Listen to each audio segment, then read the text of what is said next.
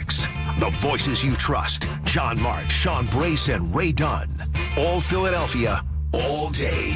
97.5 The Fanatic and the Fanatic app. What's up, everybody? Welcome to Middays with Marks on 97.5 The Fanatic. Yes, I am John Marks. He is Sean Brace. Hi. She is Trish Caputo. Where? But before we do that, do we have it? Let's give away some money. We don't have it. We do. Let me just do a try then. Sign for the Fanatic Parlay Cash. Your chance to win $1,000. The contest keyword is GAME, G-A-M-E. You have until 25 minutes after the hour to enter it on the Fanatic app or at 975thefanatic.com. Or you can text it to the special contest short code 45911. One random entry wins $1,000 in this company-wide contest. Winners will get a call from Beasley, so answer your phone. Contest rules 975thefanatic.com. Fanatic Parlay Cash stood up by Iron Mountain Men's Health. 5 chances to win each weekday, 8 and 10 a.m., 12 noon, 3 and 5 p.m. So your next chance again at noon. But for right now, the keyword is GAME, G-A-M-E. Good luck as we say good morning. The Patricia Caputo, who is in for Ray all week, or at least Ray's out all week. She's in a couple days. Good morning, Trish. Good morning. Love Trish. Yeah. Love Trish. Trish rocks out me on Saturdays. It's the Ricky and Ray show. How about that?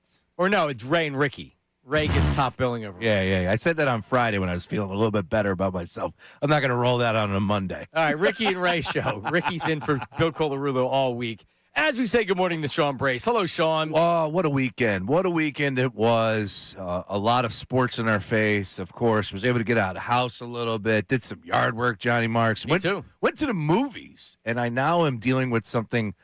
I'm dealing with motion sickness at this age of my life. Weird. Very weird. Try going on rides. I can't go on rides anymore, really. The Total World, which I used to think was a wimpy ride, I can't do it. I literally want to throw up. I did a 3D Mario movie yesterday, Couldn't do and it. at the end, I was just like, why do I feel? And I connected the dots. I'm getting motion old. sickness. Yeah, I'm getting old. Yep, you're Getting old, man. Well, listen, we have the good, the bad, and the ugly from Okay. the weekend. Sean Brace, what do we want to start with? The good is the Flyers. Oh, I thought it was the Wings closing off their Well, run that's with the the great. Oh, gotcha. Yes. Of course, Sean Brace down there, Yes. the arena announcer. The good is the win. Or excuse me, is the Flyers 7-1, 7-1. Yeah, they're feeling themselves right now. The bad is the Sixers. Just because they're a play-in team, they don't have Joel Embiid. Is there any can I really be excited and happy about the Sixers? They just won by 20 points last night. They covered the 16-point spread. How is Giannis pretending he didn't know Doc Rivers was getting fired? Where's he been living in a closet? Yeah, you know. For 2 weeks. And then the ugly, which is the Phillies. So I want to start with the ugly because we will get to the good and we will get to the bad before very long. But the ugly is the Phillies, Sean Brace. Yeah. Lose 2 or 3 to the Diamondbacks, and they're doing it in fantastic fashion. They're doing it kind of like we saw them lose last year in the playoffs and lose previous years and kind of being that uninspiring team. When we went into the offseason and Dave Dombrowski had the elite comments, but then you looked at their actions and it was, all right, so they're running it back.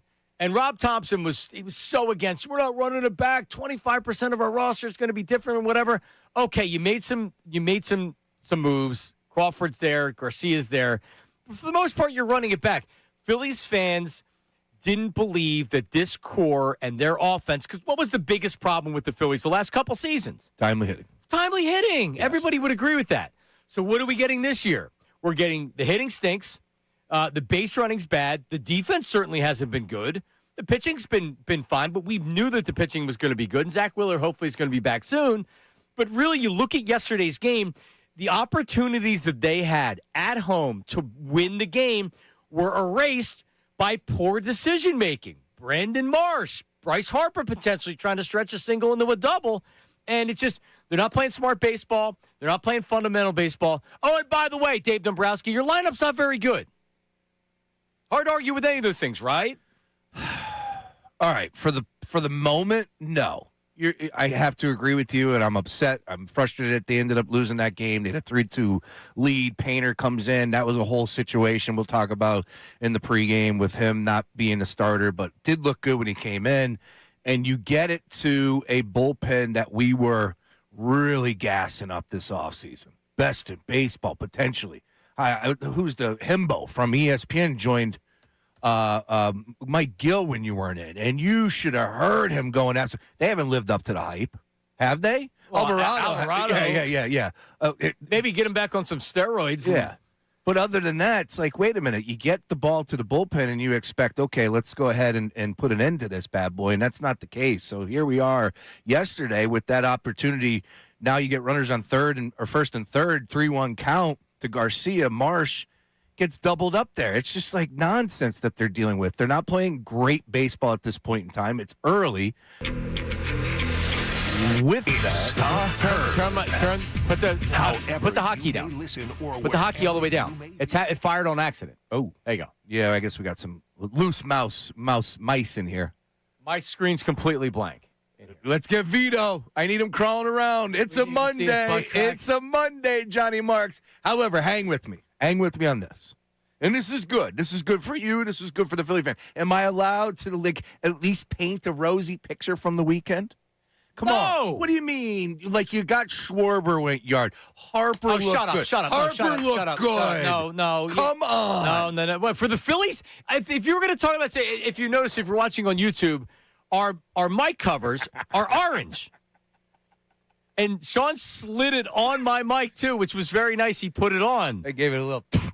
It's orange in celebration of the Flyers. If you were going to try to make the case to me this was a good weekend, hold on. Because of the Flyers, yes, which is awesome. If they win one more game, they're in. Because the Sixers are at least in the play-in. But the Phillies take the shine away from anything. There is nothing good from the weekend. You didn't come away going, okay. From the Phillies? I can see the bats waking up. Marsh looks good. Harper and Schwarber, yes. Harper, yes. Harper's seeing the ball really well. How runs right did they now. Score this weekend? I think they're really bad in that category. Right now, they have scored 53 runs, third fewest in the major league. So you're right. Harper is playing better. Trey Turner had a home run yesterday. That's like one of the closest home runs that you'll see. That just made it out. Marsh, okay. How about the rest of the lineup? JT can't play. Here's your $15 million a year catcher. Bohm's already batting eighth. For all the people that wanted Garcia as the cleanup hitter, guess what? You're going to get your wish. He's probably hitting cleanup tonight. Look at this lineup. Stott sucks. Why is he batting fifth? And by the way, you mentioned the bullpen. Hey, you're not wrong. Yeah. But okay. They scored 3 runs, 4 runs, and 4 runs. Come on. Duran's been great. And Duran's been great. I don't have it. I have this This is the lineup. This is Dave Dombrowski. It was clear they needed an impact bat, and unfortunately, they almost lucked in the Bo Bichette, and then he went to the Mets. I don't think he's been great to start, but they lack an impact bat. So you know what they're going to do? They're going to wait and see what happens at the trade deadline. They're going to make a trade. I don't know where he's playing. I don't know where the impact bat's going to be. You were hoping it was going to be Adolis Garcia. He hasn't really done a whole hell of a lot. To answer your question, Bo Bichette, 235 average. Yeah. Mets are 7-9 on the season. Luis Robert Jr., though, is hitting the ball really well for him. How about that? Which he hasn't done in a couple of years. But if you look at the Phillies, and here's the other thing. They've played 15 games. Mm-hmm. And 15 games is 15 games. There's 162, and I get that. Yep. And in previous years, when you look at the records of the Phillies on April 13th, today's April 13th. So we're going to do the last 5 years. They're 3-3. There was a lockout in 2022. So they were 3-3 on April 13th. In 2022, they were 4-9. That's the year Girardi got fired. 2024, 8-7. Last year, they were 9-6. This year, they're 7-8. I get it. It's a long season. But if you want me to watch the games and be invested in the games, when I'm watching bad baseball, I'm watching bad baseball. Brandon Marsh yesterday, runners on first and third, nobody out. Harper walks, Marsh gets a hit, runners on first and third, nobody out. Stott, bat at bat, doesn't get the run in. Okay, now you have Garcia coming up. They're trying to steal second base to avoid the double play, and as Rob Thompson said after the game, they were more or less giving them second base. So Garcia in a 2-0 count doesn't let Marsh steal second base. He should take that. It's probably a ball, but he got jammed, so he fouls it off. And it was mentioned on the broadcast, too. Nice work in the booth. Yeah, and then 3-1, Marsh takes off again. Garcia pops it up to second base. Somehow on a hit and run, Marsh doesn't look up and see where the ball is. If you're going to do that, you have to be aware of where the ball is. Marsh didn't look up. He didn't know where the ball was. It was an easy to double him off. Man, you have 3 shots to get Bryce Harper in from third base. You're down 1 run, and it's the 8th inning. Not only do you not do it, Marsh gets doubled off. It's one thing if you're trying to avoid the double play and you play hit and run, and there's a screaming line drive that goes right to the first baseman, and Marsh gets doubled up. All right, that's the risk that you take. On a pop-up, you don't know where the ball is. You have no situational awareness where anything is. I mean, Jesus, and that's how you lose a game. Yep. Unacceptable. No, you're right. Can I give you another good from the Phillies this weekend? No. Ray Dunn in the stands. Ray Dunn was in the stand. That's all I got. 610-632-0975. So that's the bad, and we'll get back to it. No, that's the ugly, and we'll get back to it. The good was your Philadelphia Flyers. Let's go. And the bad was just the Sixers not making the regular playoffs, and they're going to have to be the playing game. We'll talk about both because the Flyers are on the brink of clinching this playoff spot, and it could happen tonight with a win, or it will happen tonight with a win. We'll discuss coming up next. It's Middays with Marks, 97.5 The Fanatic.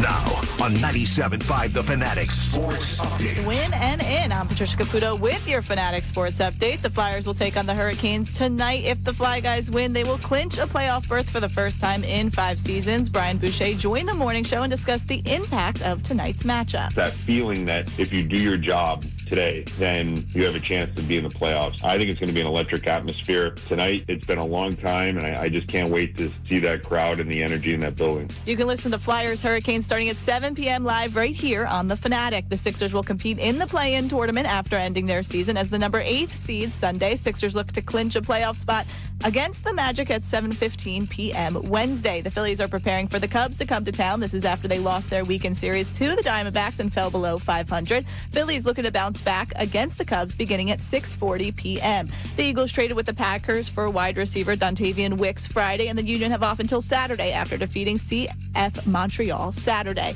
This update is brought to you by Borgata Hotel, Casino, and Spa. A hotel might have a bar, a resort, a spa, but if you want it all and more, it's Borgata. Visit theborgata.com to learn more. Must be 21 or older. Gambling problem? Call 1-800-GAMBLER. I'm Patricia Caputo on the home of the Sixers, Flyers, and Union. 97.5 The Fanatic and The Fanatic app.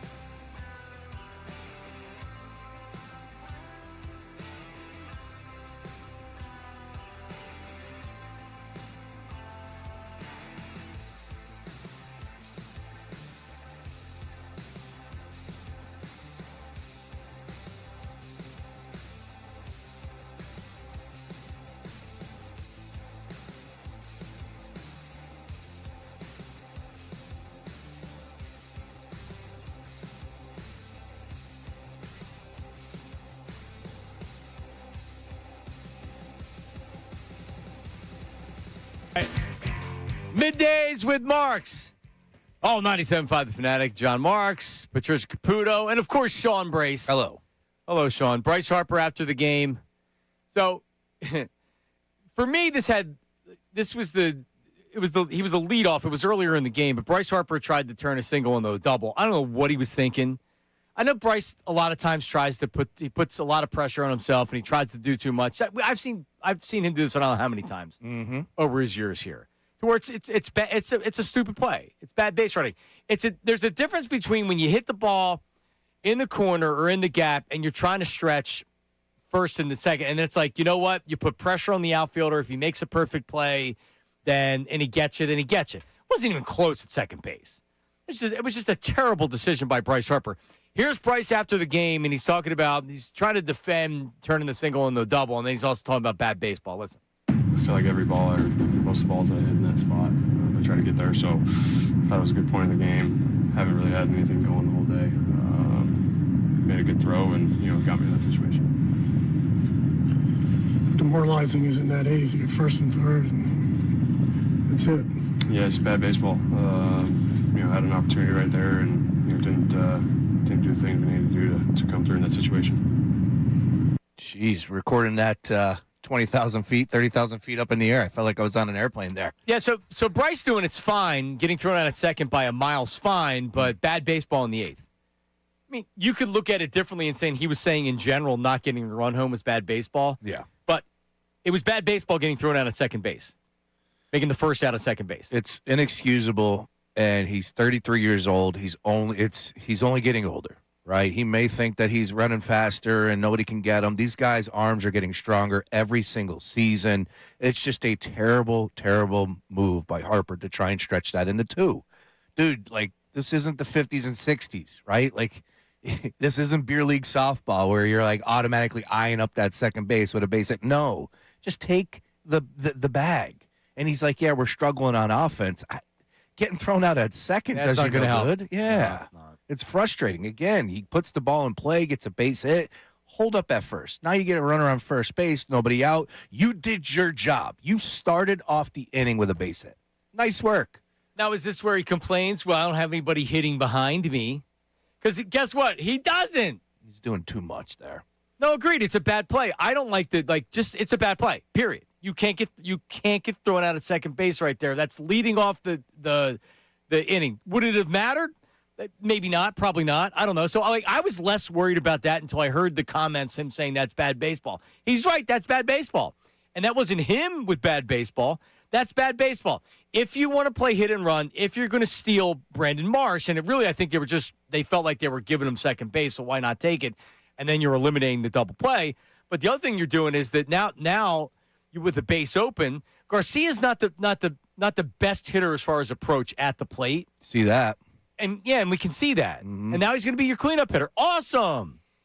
Well, I was frustrated. This is a Monday morning quarterback. I would just rather, and I get what you're saying. Yeah, they're going to give you second base, so go ahead and take it. And I guess you would do that 9 times out of 10. But man, that was really backbreaking. Of course, it happened in the 8th inning. It's unacceptable. Marsh, if you're going to do that, like, you got to know better. You have to get back. Of course, a line drive could happen and you're toast no matter what. But that ball was in the air for a long time, and for whatever reason, what was he doing? He stopped at second and then tried to find it himself. And it's just like, what are we doing right now, man? Got to be better than that. All right, so we did the Fanatic Parlay Cash giveaway. The word is wealth. Ooh, wealth. So text the word wealth. We did not have the correct word earlier. So text the word wealth. WEALTH. You still have time. You have another 5 minutes. You can enter it on the Fanatic app. You can do it at 975thefanatic.com, or you can text it to the special contest short code of 45911. One random entry wins $1,000 in this company-wide contest. Winners will get a call from Beasley. Answer your phone. Contest rules at 975thefanatic.com. Fanatic Parlay Cash stood up by Iron Mountain Men's Health. Next chance to win is coming up at noon. But get that in there right now. Yeah, winnable game, John, and one that, look, we just move on. You get the Cubs coming in. But they've been underperforming this year, too. Yeah, it seems like that's been going around the league altogether, besides the Dodgers. The Dodgers look like they're the juggernauts, go figure, but still. They got to figure out what the hell to do with Bohm right now with his 148 average.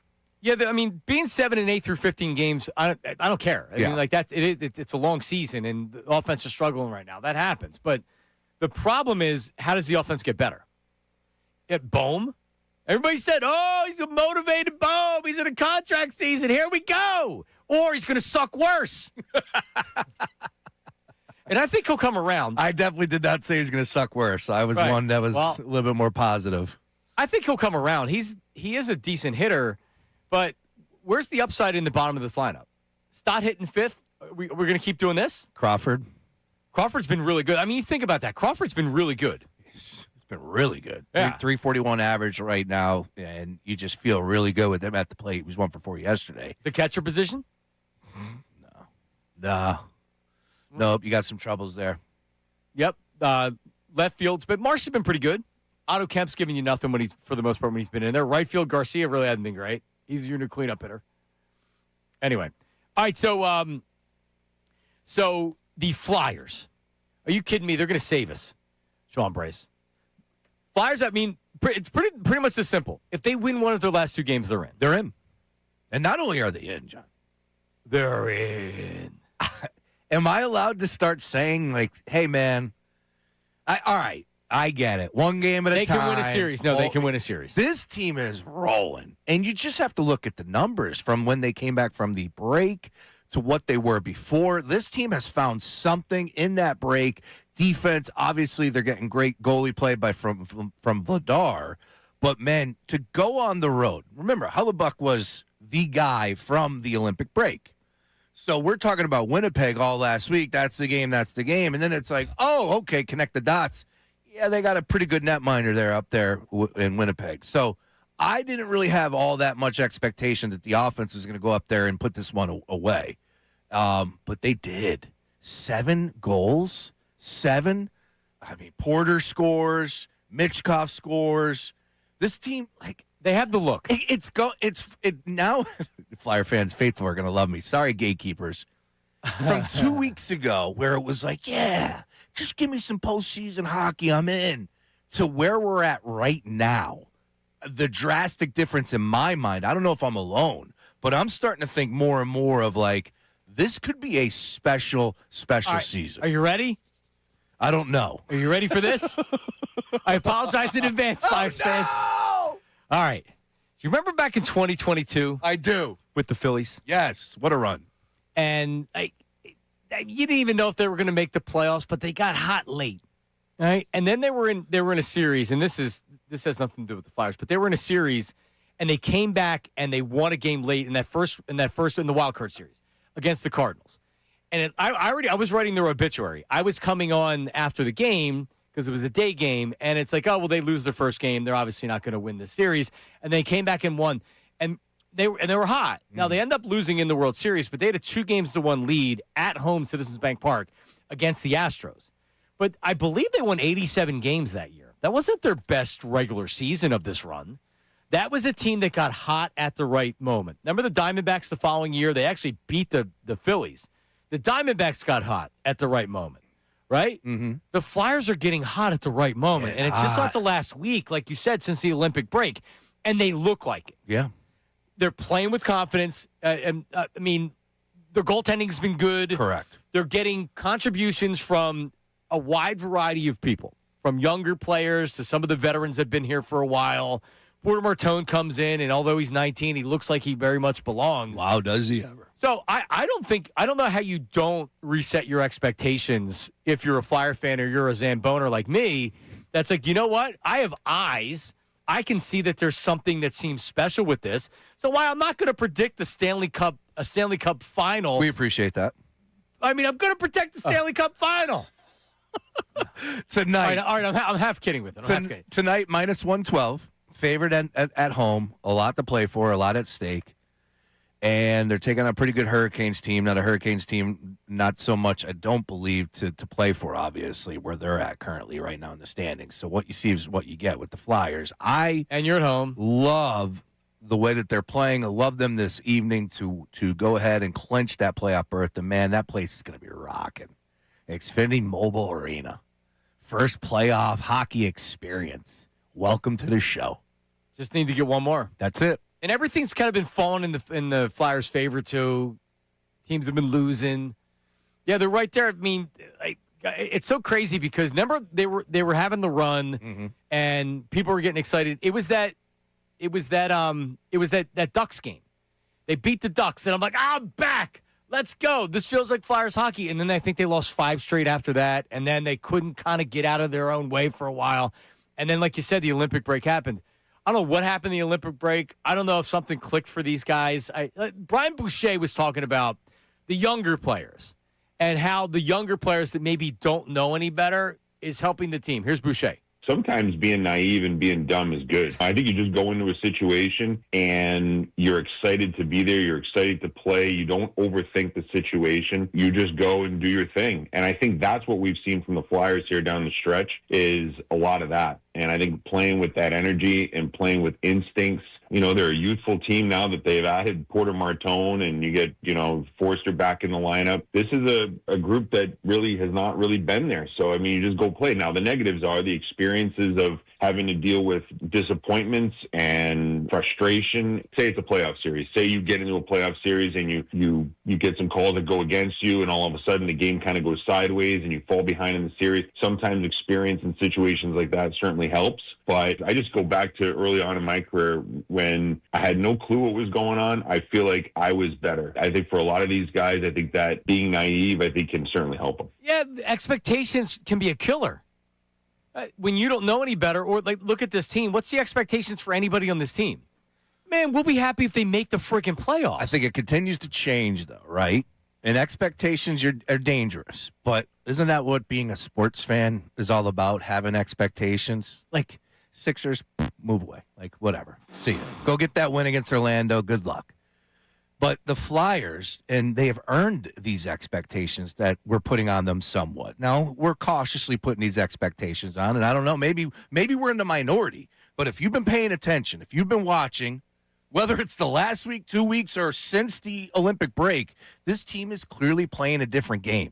And you just highlighted it. Look, there's a great article. Jackie Spiegel, John Marks, over at the Inquirer. She lists 4 reasons why everybody needs to start looking at this team in a different light. And, oh, by the way, including in the NHL, no team wants to face the Fly Guys right now. And she gives you 4 really good reasons, including the fact that this team comes out and starts fast.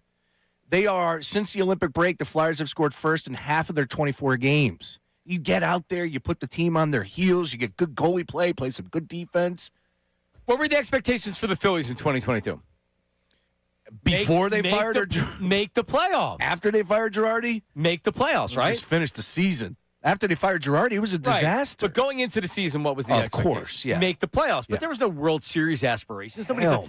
Geez, I told Bryce Harper in spring training if they won the World Series, I'd get him tattooed on my back. That's how little I thought of the Phillies' chances of winning a World Series. You got to stop with these tattoos. I'm not doing it anymore. I mean, but that's little, like, because my wife messaged me and says, "What are you doing?" And I said, "They're not winning the World Series. Let's relax." And then they were up 2 games to 1 at home in the World Series. Think about that pressure. That would have had to get it done. Unbelievable. But the point is that just making the playoffs at that point was enough because they hadn't been in the playoffs. That was the first year. And once you make the playoffs, expectations change, or you have the season, expectations change. So I'm not telling you that we're gonna be the point is the pressure. There's no player looking past the regular season at like, oh crap. You don't think the Eagles have pressure expectations of postseason? They know the regular season isn't what was where the pressure really is. They got to win in the playoffs. Same with the 76ers, is making the playoffs, even though they can't, is making the playoffs. Is that a good enough thing for them? No, they're under pressure to actually do something in the playoffs. The Flyers aren't there yet. And you play with a certain you play with a certain, I don't know, freeness. Oh, absolutely. When you're doing that. There's definitely freedom. But, look, I also want to say they go to Detroit, got their butts whooped, played a really bad game, poor game all around, and that was a big-time game. And that got their attention, so much so that they stay out on the road, go north of the border to Winnipeg, and throw up 7 goals in that spot. That's the crazy part, right? Like, I talked about the Devils game. Here I am sitting down, ready to tune into a Flyers game. Yeah, sure. It's Philadelphia sports in general. And it's like, I'm asking for them to do something, to stand and deliver. And they did that against the Devils where they scored 5 goals. And, man, did they do that on Saturday night, throwing up 7. Throwing up a crooked number. What's going on right now with these Flyers? I'm not going to sit here and tell you as far as the odds are concerned because that's a really tough matchup against the Pens if they have that matchup in the first series. That's going to be high juice, high energy. Penguins score a bunch. A lot of their games go to the over as far as wagering is concerned. But I really do feel good about the Flyers' chances no matter who the opponent is. All right. 76ers win last night. Oh, yeah. Now, they actually still had a chance to be the 6th seed, but that would have meant that the Raptors needed to lose to the Nets. And there was pretty much a 0% chance of that. 82 games played, John, and I am exhausted. It feels like 164. It feels like they played 230 games this year. It is exhausting being a 76er fan, year in, year out. Yep. You think about it. We just went through an entire regular season. Now they're going to play the Wednesday night the play-in game at home, which is cool. Get home with no game for Matty Cord. Right? Yeah. Congratulations to Matt. Last regular season game. A lot of FaceTime last night. And I'd love to have him on the show, except he's on the air at the exact same time we are. We love Matt. Yeah, so you're gonna get a home game against the Magic. If you win that, you're gonna play the Celtics. Fun. If you lose that, then you're gonna have to win a game against the winner of the 9-10. And then if you win that, then you play the Pistons. What sucks is there's no chance that you're winning the series. So the only thing you can do is say, okay, well, at least it's experience for Maxey and Edgecombe. And, hey, let's see what we got. There is a certain, all right, let's see what we got. You're playing the Celtics. Let's see what you got. Let's see what Edgecombe looks like. Let's see what, until you get swept or they totally kick your butt. I mean, it stinks.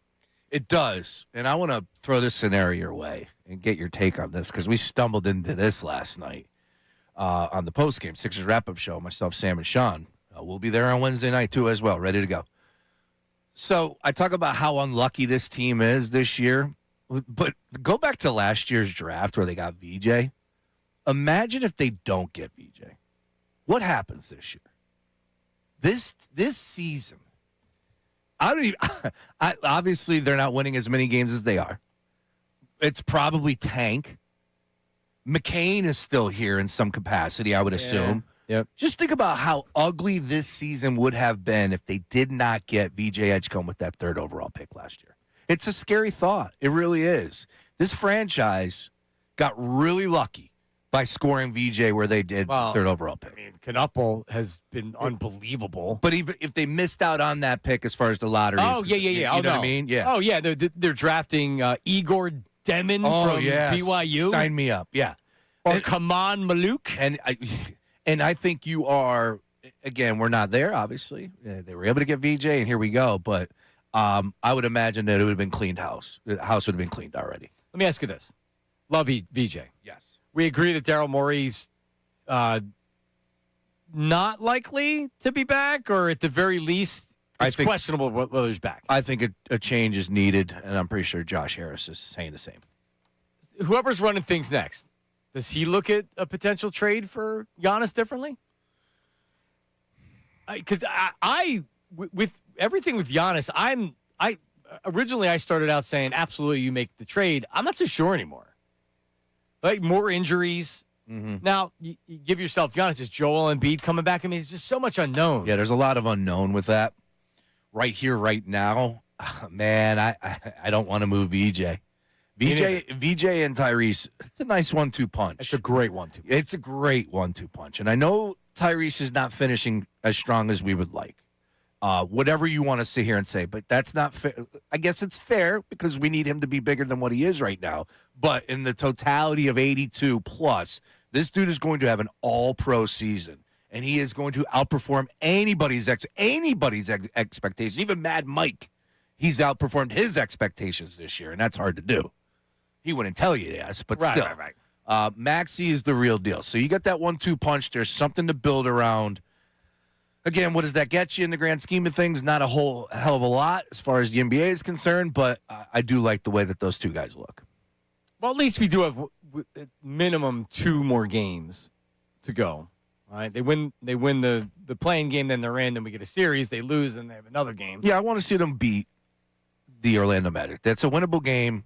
Dude, how about the number? What's the number at right now? It opened Magic 2.5. I do not like the Sixers. Sixers were 2.5-point favorites. It opened at odds makers. Then it flipped quickly, like 45, 30 minutes in. It's now 1.5, and that's where we're at. Sixers are favored. Oh, okay. All right, well, that's it. I'd say that's a Sixer line. Yeah, but the odds makers made the Magic a favorite. That Money turned it the other way. Money turned it the other way. Because if they still thought, no, these are sucker bets, then they don't move it. They got scared off from that number. Oh, sure. Absolutely. Yeah. A lot of times you'll get a lot of money on one side, and they're like, no, we're going to keep that. But I sometimes get caught up with the original number from the odds makers' thoughts. Yeah, they know a lot. There's a lot that's baked into that. I get it. But the fact that they were saying, in this spot, we're making the Magic a favorite. Magic played well down the stretch. They won 5 straight. They got smoked in a game that was inexcusable. Dude, nobody played for Boston. BetParks app right now, Magic are favored by a point. Yeah, see, The Magic line. It is. And there's not a lot to make you believe in this Sixers team, right? Hornets are 5.5-point favorites at home against the Heat. I think that tells you all I need to know. The Heat are done. They're cooked. Agreed. But the Hornets are beatable regardless. Beat the Magic. Let's move on to Boston. Gentlemen sweep. Everybody goes home happy. All right, coming up more on the Phillies and Bryce Harper and his comments from last night. Also, Trey Turner on the team's offense. That's coming up. Middays with Marks, 97.5 The Fanatic. Let's talk about my hair for a second. I got a freshie scheduled tomorrow with Emily at Razor Bar in Wayne. Yep.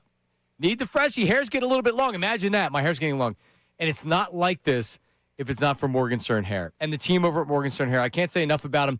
They've been a part of my hair life for, 15 years now since I had the hair restoration procedure. But from there, I need to make sure the existing hair that I have, that it's taken care of and it's healthy and it's growing. So it's not just about a hair transplant. It's not a one-size-fits-all thing at Morgenstern Hair because, people have all different stages of hair loss. So me, I was like, you know what? I've lost enough hair. I want a hair transplant. But there's a lot of non-invasive things that you can get done, from vitamin supplementation to something called an Almated treatment. There's PRP. So here's what you want to do. If you're concerned about your hair and maybe you've tried some of the shampoos or any of the other stuff that's on the market right now, don't trust an Instagram ad or a Facebook ad. Trust people that have been doing this for over 30 years, 3 decades of hair. That's all that they've done. Morgenstern Hair Restoration, my hair team. If you call them right now and just say, hey, I heard John talking about you, want more information, you can reach out to me, direct message me on Instagram or any of my socials at John, Jon, Marks, Marks Media, at John Marks Media. I have pictures I can share. I can actually hand you off to the hair team over at Morgenstern. Their phone number, if you want to call them, though, 610-831-HAIR. 610-831-HAIR, morgensternhair.com. That's Morgan with an E, morgensternhair.com.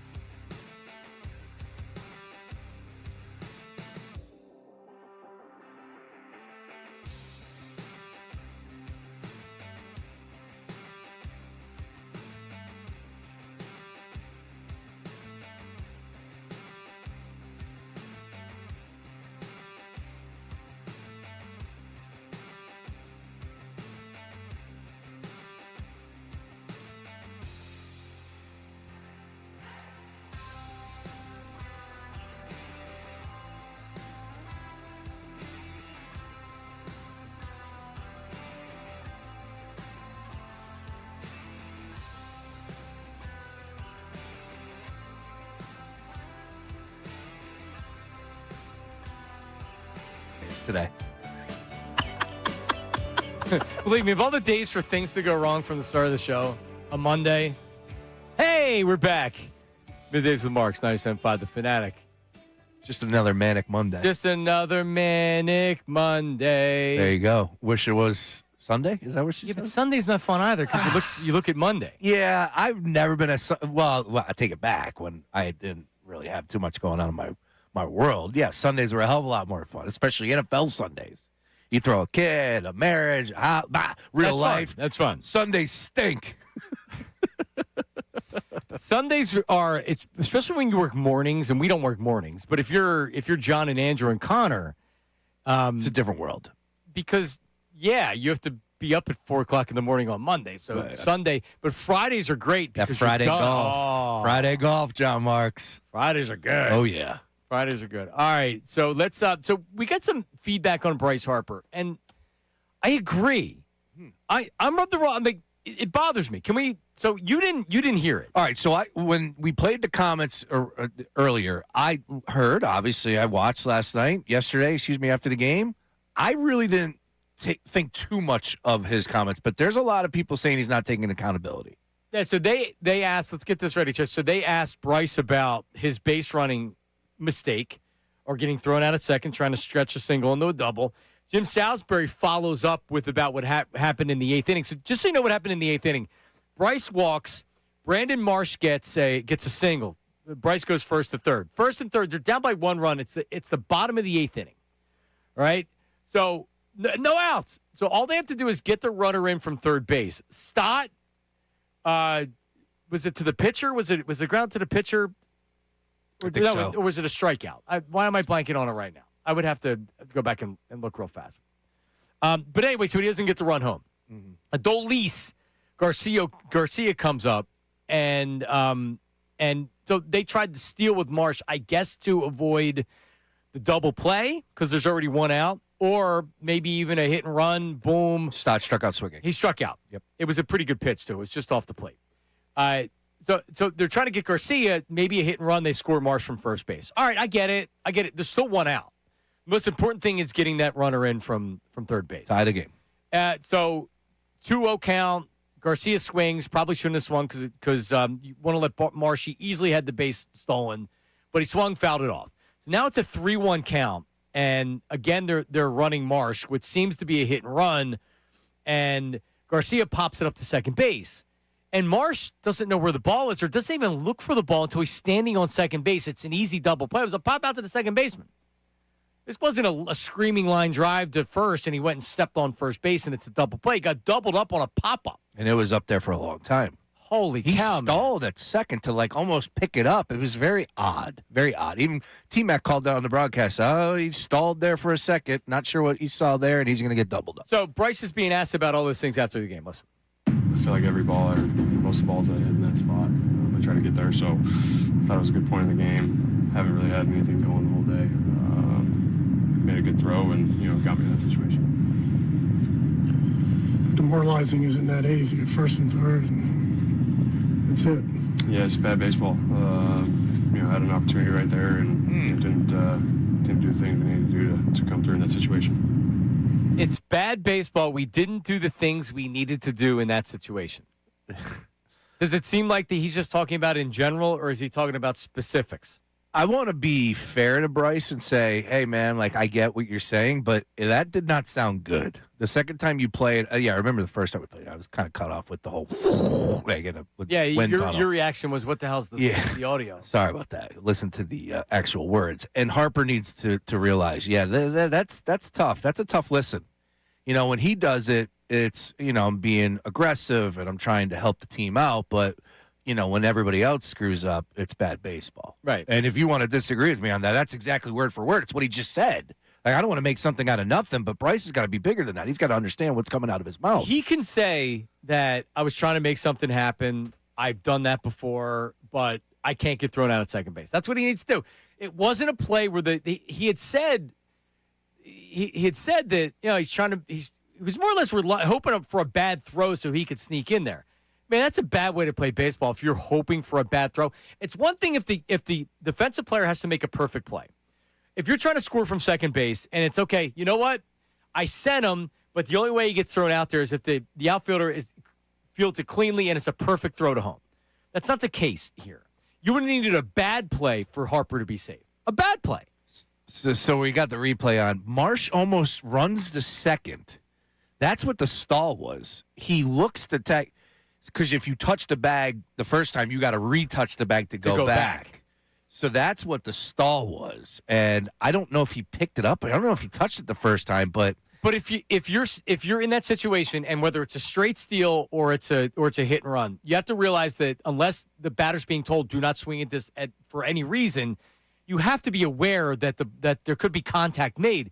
So you can't. It's not the same steal. You're not stealing with your head down, just making it in the second base. You have to be aware that it could be hit. And it seemed like he didn't even realize it would have been a possibility that it could be hit. What was he doing? Because even if he's out there and he gets back to first base, you still have one more shot. You still have Bryce Harper on third base. A wild pitch could happen, an infield hit, a regular hit. But instead, the inning's over. Now you're going to the ninth. Now you have three bats left, and the game's over. It just sucks to lose a game like that. yeah, it sucks to lose a series like that, a very winnable series against a good team with the Arizona Diamondbacks. And Marsh, like I said, he's been playing well. He's been playing really well. They put him in that cleanup spot. He produced. He had the home run on Friday. Now he had an 0-4 on Saturday, but 2-for-4 yesterday. Brandon Marsh has been a bright spot so far early part of this season, and unfortunately that base running error is what's going to live with you more than anything. For sure. All right, coming up, Eagles made a surprise trade. Whoa. Were you expecting anything like this? Not quite. Not yet, at least. I was expecting... Draft's coming up. Draft. I think Howie is going to be wheeling and dealing with the draft. Did not expect to see that name return. All right, we have we'll have some reaction with the text lines chiming in on the Bryce Harper thing. So remember, you can do phone calls at 610-632-0975. The Davis Honda text line is also 610-632-0975. And you can leave a voice memo, 610-632-0975. Coming up, the Eagles trade. Did they get their wide receiver that will replace A.J. Brown? We will discuss. That's coming up next. Middays with Marks, 97.5, The Fanatic. Oh, but first, fellas, the playoffs are here. That's right. The ice is loud, hits are heavier, and every shift feels like sudden death. Now, the last thing you want is coming up empty-handed when it matters most at home. Don't sweat it, though. Blue Chew Gold just got called up to the top line, and it's absolute difference maker. Blue Chew just leveled up with Blue Chew Gold, a new 4-in-1 upgrade built for your mind and your body. We're talking confidence, focus, showing up like your team's top sniper with the game on the line in a third period. The tablet dissolves. It can start working as little as 15 minutes, so no long intermissions, no stuck on the bench, no long rides on the Zamboni. Just hop over the boards, and it's a go. And when it's go time, you're not just taking shots, you're lighting the lamp. We're talking bar down, glove side, red light flashing, crowd going nuts, playoff hockey magic. Fellas, upgrade your performance and discover your options today at BlueChew.com. And listen to this special offer for all of our listeners. You can get 10% off your first month of Blue Chew Gold with code YES. That's promo code YES. Visit BlueChew.com for more details and important safety information, and bring home the gold with Blue Chew Gold. Now on 97.5 The Fanatic Sports Update. Winning in. I'm Patricia Caputo with your Fanatic Sports Update. The Flyers will take on the Hurricanes at home tonight. If the Fly Guys win, they will clinch a playoff berth for the first time in 5 seasons. Brian Boucher joined the morning show and discussed how the team's youthfulness could benefit them come playoff time. Sometimes being naive and being dumb is good. I think you just go into a situation, you're excited to be there, you're excited to play, you don't overthink the situation, you just go and do your thing. You can listen to Flyers Hurricanes starting at 7 p.m. live right here on The Fanatic. The Sixers will compete in the play-in tournament after ending their season as the number 8th seed Sunday. Sixers look to clinch a playoff spot against the Magic at 7:15 p.m. Wednesday. The Phillies are preparing for the Cubs to come to town. This is after they lost their weekend series to the Diamondbacks and fell below 500. Phillies looking to bounce back against the Cubs. That begins at 6:40 p.m. The Eagles traded with the Packers for wide receiver Dontavian Wicks Friday, and the Union have off until Saturday after defeating CF Montreal over the weekend. AutoZone, this update is brought to you by AutoZone. Get in the zone, free battery testing, free battery charging, and replacing batteries that fit your needs. That's what makes AutoZone's America's #1 battery destination. Get in the zone, AutoZone. I'm Patricia Caputo on the home of the Sixers, Flyers, and Union, 97.5 The Fanatic and the Fanatic app.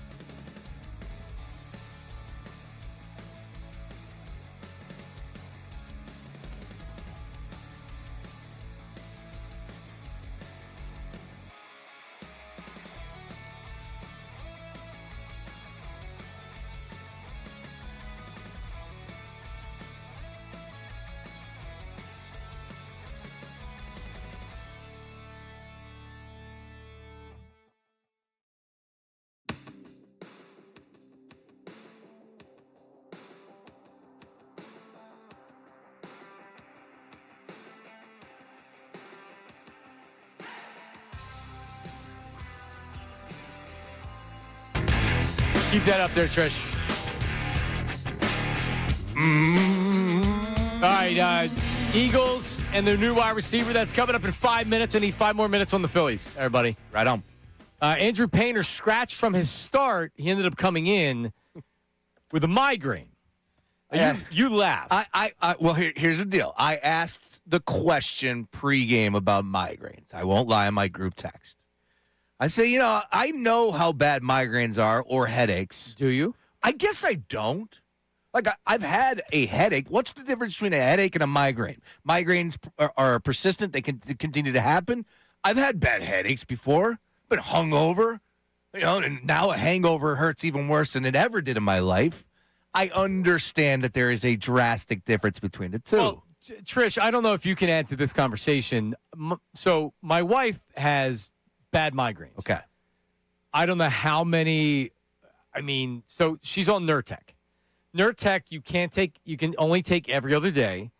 But when you get the symptoms of it, like she took one at 3 o'clock this morning.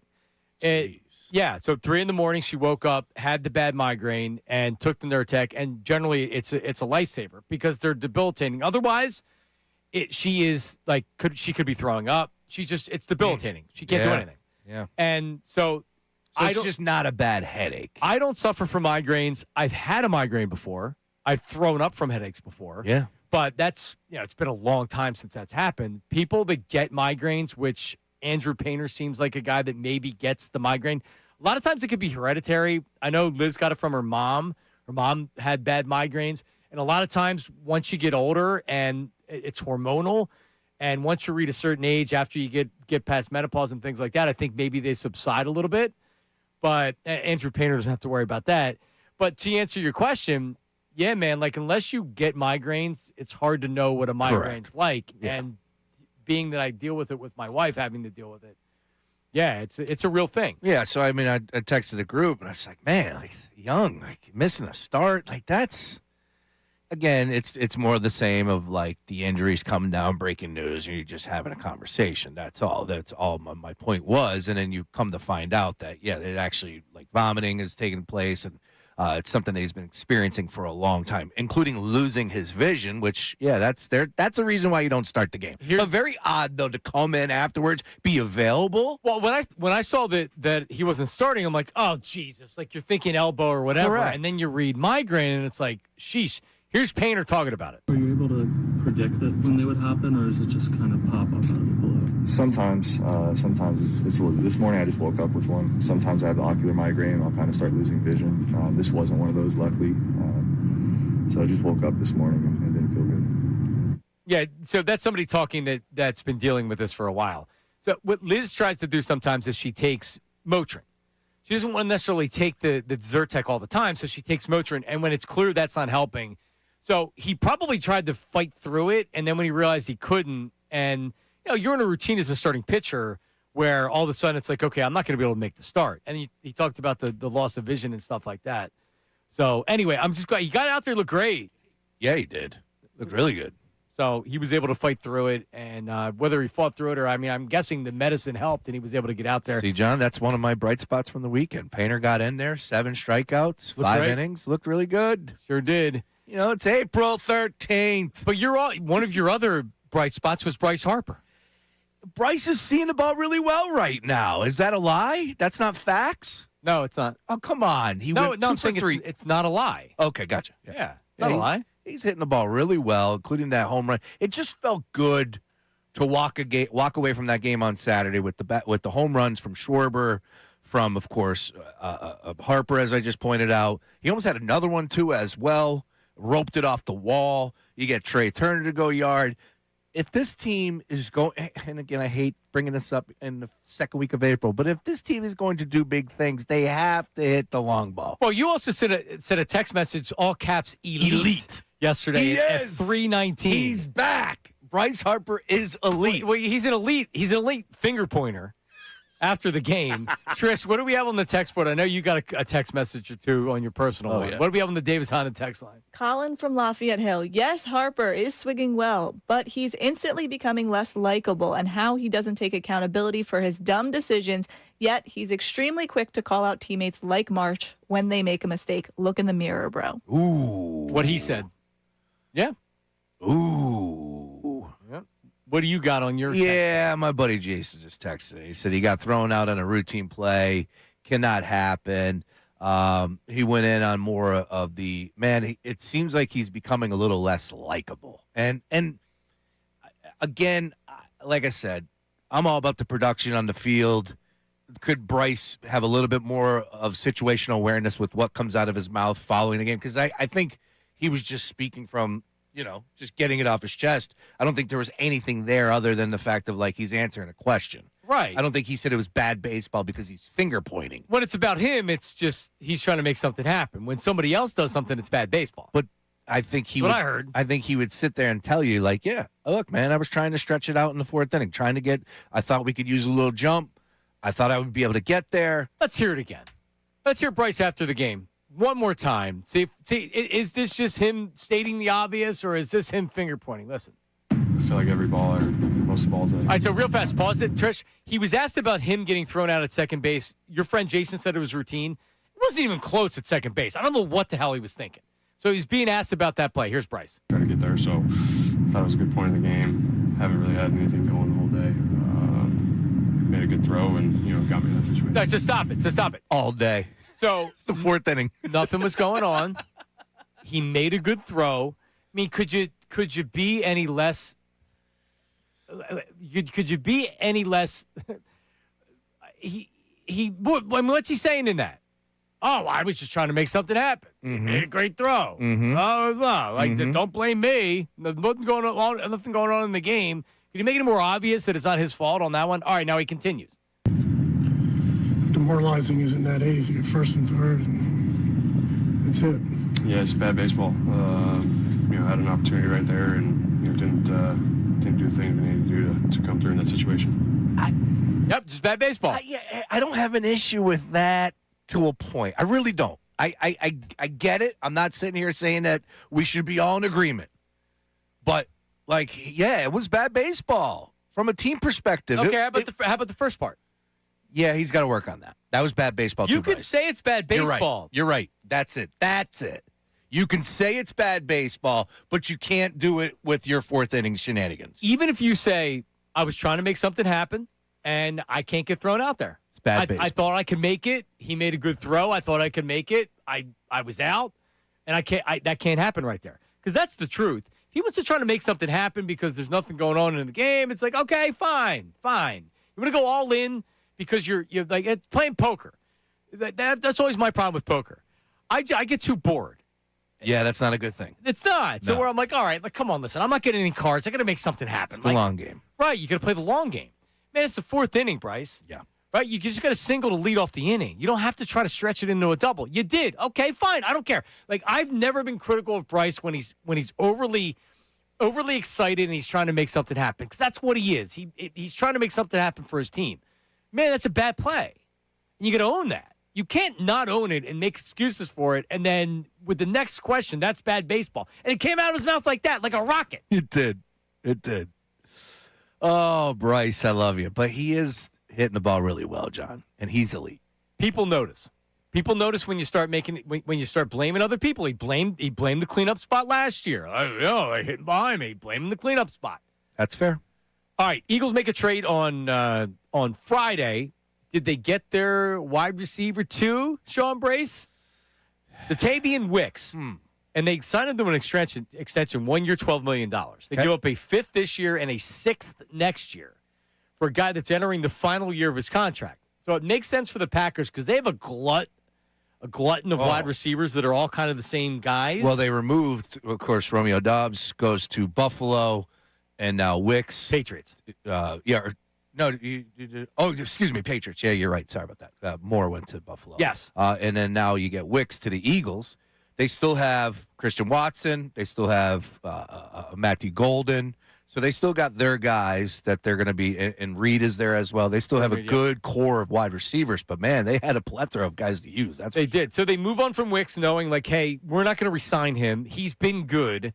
And I mean, a 5th and a 6th isn't a lot, but from the Eagles standpoint, Sean Mannion, their new offensive coordinator, has been with him the last couple seasons. And you look at his numbers, his rookie year was actually his best year. He had 39 receptions and 4 touchdowns. I think that was for over 500 yards, I think. 2024, he had 39 catches, 415 yards. 2025, this past season, was his worst year. 30 catches, 332 yards, and 2 touchdowns. I do think he missed some time with injury.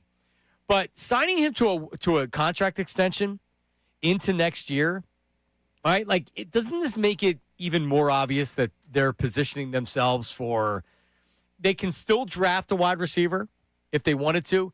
AJ, and no one should expect AJ to come back for a number more reasons than just this. There are still plenty of people. No, I know, but it's painfully obvious to anybody with eyes that AJ's not coming back. And if maybe there isn't a trade made, you can still bring him back because he's not making a lot of money this year. But still, like, doesn't it seem like Devontae is your 1, Wicks is your potential number 2, Hollywood Brown's your number 3, and then you have an assortment of wide receivers at number 4. And if you do draft a guy relatively high, he very easily could be your 2 or your 3 or your 4. Yeah, I got this text message immediately following from my guy Ethan. He's like, I like Wicks. Don't think it's necessarily an AJ indication, but definitely insurance. I don't know how you can say it's not an indication on the whole AJ scenario. I'm still with you. I'm at 90% that he's gone. I feel like they could have put this to bed if they wanted to, right? Somebody could have spoken up already and said, hey, look, we're not trading him. He's not going anywhere. AJ could have stepped to a microphone and said, this is all nonsense. I'll be back. I can't wait to play with the Eagles next year. That has not taken place. Why? Because he's going to get dealt. But the Patriots are dealing with a little bit of other issues right now, that's for sure, to say the least. Look, I guess what I would say is there's plenty of targets to go around. So, yeah, you have to prepare for life after AJ. My big question to you would be, is it good enough? And that's why I still don't think, like, maybe I might need to move off of this at this point. Because, yes, I think it can be good enough. Yeah, I think that this is what you see, is what you get right now with Devontae, with, of course, with Wicks now, and then you got Elijah Moore into the equation as well, Hollywood Brown. I think this is it. This is the wide receiver core you're going to see next year. And Moore may not even make the team. Yeah. Right? I mean, still a name. Yeah, he could, for sure. But look at the Packers, right? The Packers, now, they hadn't won a Super Bowl, and they weren't to a Super Bowl. They were still a playoff team that most people felt like were one of the top teams in the NFC, right? More or less, they went with a bunch of 2s and 3s, right? Christian Watson's probably the closest thing they have to a number 1. He can never stay healthy. So if you compare what the Packers did with wide receiver and what the Eagles have at wide receiver, I mean, like, I don't know, Devontae's better than anybody they have, isn't he? I mean, maybe they're a little bit deeper as far as their 2s and their 3s and things like that, but Devontae's definitely better than anything. Devontae's better than anything they have. So you're telling me the offense with Devontae Smith, with Wicks, with Elijah Moore as a name, with Hollywood Brown, worst case is a 4, is probably a good 3, but he's certainly, like, he's a guy that's a part of your rotation. You're not relying on a Darius Cooper to be one of your top 3 wide receivers. If Hollywood Brown ends up being your 3rd receiver, I don't necessarily love it, but it's not bad, right? And you also have Dallas Goedert, and you also have Saquon Barkley, to where you're hoping Saquon Barkley kind of has this bounce back to where you're running the ball more than the average team. And you also have the draft, too. And you have the draft to where you could easily take a wide receiver in the first couple rounds. Yep. So, I mean, I think that this is the receiving core or the skill positions of a team that could potentially win a Super Bowl? You're better with A.J. Brown. Yeah. But A.J. Brown's not going to be here. That's the thing. You got to do with what you have. And if A.J. doesn't want to be here, you got to find the replacements. And right now, it seems like Howie Roseman is seeing, or is playing his cards with in mind that A.J. Brown will be out, and you have to go ahead and fill those targets, because there was a ton of targets that went in favor of A.J. It's going to be a really big season for Devontae Smith, right? Like, the expectations are going to increase. I'm wondering who's going to be that guy that's going to take it over the top. I know all of them are capable, But somebody has to be that deep man. Somebody's got to be that burner. And until I see it, I know on paper people are pitching some different ideas, all that. But right now, I'm just wondering what this offense. A lot of question marks with Sean Mannion. I'm wondering what this offense is going to look like, especially passing. So I mean, with how some offenses they don't necessarily need. It's a system to where you don't need. And I always believe the talent wins out. I'll never not believe that.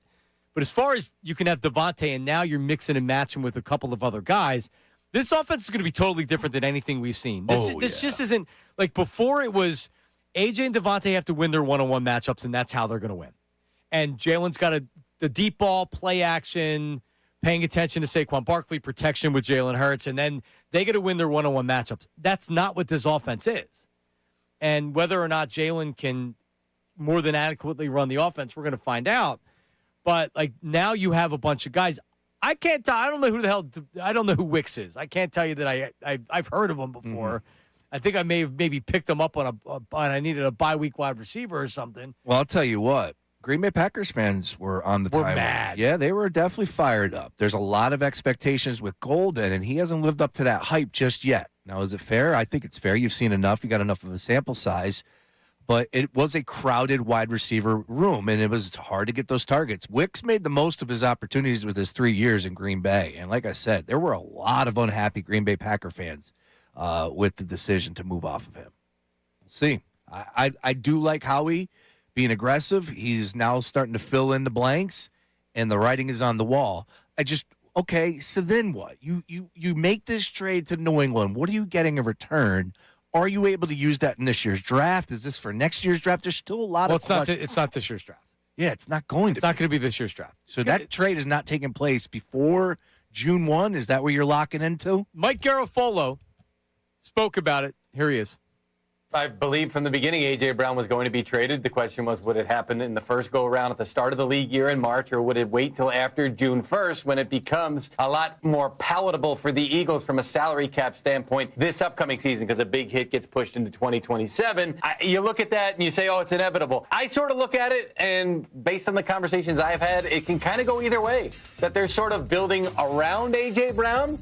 But also, if they make the trade, they feel good about the guys that will be not left behind, but will remain as part of the wide receiver depth chart. So Howie Roseman, as he's wont to do, is sort of approaching things to give himself flexibility. You don't ever want to paint yourself into a corner as a general manager. If he says, well, we're not going to trade him, so I'm not going to build the depth chart because I know I'm going to have my number one wide receiver. Then you wind up trading him, then you're screwed. If you do it the other way and you say, well, we're just going to load it and guys that aren't going to be able to coexist with A.J., well, that's not going to work either. So Roseman's sort of doing it both ways here and making sure that he's got some flexibility regardless of the way it goes. Yeah, if A.J. does, for whatever reason, the Packers say, you know what, we're not giving you a second-round pick. The Eagles say, all right, then we're not doing the trade. AJ could come back, and it's not an odd fit. Now you have two top wide receivers. You have Wicks, who is a nice young wide receiver, and then and Hollywood Brown. They're your four top receivers. Now Wicks, and I'm still looking for the contract details. A $12 million 1-year extension, because this is the final year of his contract. Yeah, that's not small potatoes. No. So you're expecting, and maybe the whole thing's not guaranteed. Maybe there's a couple million that's guaranteed to where they're saying, hey, if you're the number 2 wide receiver next year, this is what you're going to make. I didn't see the details of the contract just yet. But, I mean, it does. Garofalo's 100% correct. It protects the Eagles, but it also doesn't. If you bring in a Devontae Adams, then A.J. Brown can't come back. Yeah, sure. No, then we get it. You know, we talked about Bryce Harper and just like his comments there. Just listening to that Mike G cut, like it makes me almost have some venom towards A.J. Brown. This is nonsense. It really is. It's just nonsense. Like, dude, do you want to play? Enough of the guessing. Like, you want to be out? Then put your foot down and demand a damn trade. Well, he has. He's just not doing it publicly. I want it publicly. I want it out there. I don't want any more guessing. I'm starting to get annoyed. Like, that annoyed me. Here we are. It's a new year. It's April 13th. The draft is fast approaching, and we're up in the air on whether or not he could be back or he couldn't be back. And then everything else that's going on with the Patriots all roped in. I'm annoyed right now, John. That annoyed me. But, I mean, besides the AJ trade truthers, which I guess they're still out there. If you want to text the Davis Honda text. My guy Ethan, he's an A.J. Brown truther. Is Mike G an A.J. Brown truther? No. He just said it could go either way. But that's part of the canned response is no. He said in the beginning he still expects a trade. Okay, right? you're Like, right. we don't have to Yeah, play it whatever. again. Yeah. No, but he's correct in because the Patriots may say, you know what? Why would I give you a second round pick? And then what are the Eagles going to do? Say, okay, we'll take a third. I don't expect that to happen. It could happen. I'm not going to pretend that this trade has to happen. It doesn't have to happen. The Patriots want the player. If the Patriots want the player, then it makes a lot of sense that they give maybe not a first round pick, but do they give a second and then some? I think so. But if they don't, and the Eagles say, well, AJ, you have to come back, you can easily bring him back. It still fits in with the players that they have. But, I mean, and then we're doing this all again next offseason. All right, I'm back up to 98%. You're at 98. 98%. I'm at 90 still, and I'm just have the Uncle Phil Fresh Prince episode in my mind where Will is yelling, why you don't want me? That's very emotional. Why you don't want me? Like, what is wrong with AJ? Why doesn't he want to be here? Come out and just speak on this. You want him to get gasoline and pour it on the link and light it on fire. Either A or B. But we know that. We know he doesn't want to come back, and we know it's because he doesn't think the quarterback's very good. Why do we have to play these games? Because we're not getting straight answers. You're as bad as the trade truthers. No, because we're not getting straight answers. Even there will be people out there that say it's not about the quarterback. All right. Well, we have rap sheet coming up on the trade as well. And text us, the Davis Honda text line, 610-632-0975. Voice memos. If you're an AJ trade truther. I'm going to DM him right now. Yeah, I'm sure he'll get right back. Yeah. If you're an AJ trade truther, send us a voice message. 610-632-0975. Just leave your name, location, occupation. Same with the text line. That's coming up next. Middays with Marks, 97.5, The Fanatic. Now on 97.5 The Fanatic Sports Update. Winning in. I'm Patricia Caputo with your Fanatic Sports Update. The Flyers will take on the Hurricanes at home tonight. If the Fly Guys win, they will clinch a playoff berth for the first time in 5 seasons. Brian Boucher joined the morning show and discussed the impact of tonight's matchup. That feeling that if you do your job today, then you have a chance to be in the playoffs. I think it's going to be an electric atmosphere tonight. It's been a long time, and I just can't wait to see that crowd and the energy in that building. You can listen to Flyers Hurricanes starting at 7 p.m. live right here on The Fanatic. The Sixers will compete in the play-in tournament after ending their season as the number 8th seed Sunday. The Sixers look to clinch a playoff spot against the Magic at 7:15 p.m. Wednesday. You can listen to that game live here as well. The Phillies are preparing to take on the Cubs as they come to town tonight. This is after they lost their weekend series against the Diamondbacks and fell below 500. Phillies looking to bounce back against the Cubs. That game begins at 6:40 p.m. The Eagles traded with the Packers for wide receiver Dunn Wicks Friday, and the Union have off until Saturday after defeating CF Montreal over the weekend. This update is brought to you by Dairy Queen. A Blizzard treat gets sweeter with the double flip deal. Buy a Blizzard, get another for 99 cents on the DQ app. DQ, happy tastes good, limited time at participating U.S. locations. I'm Patricia Caputo on your home of the Sixers, Flyers, and Union. 97.5 The Fanatic and The Fanatic.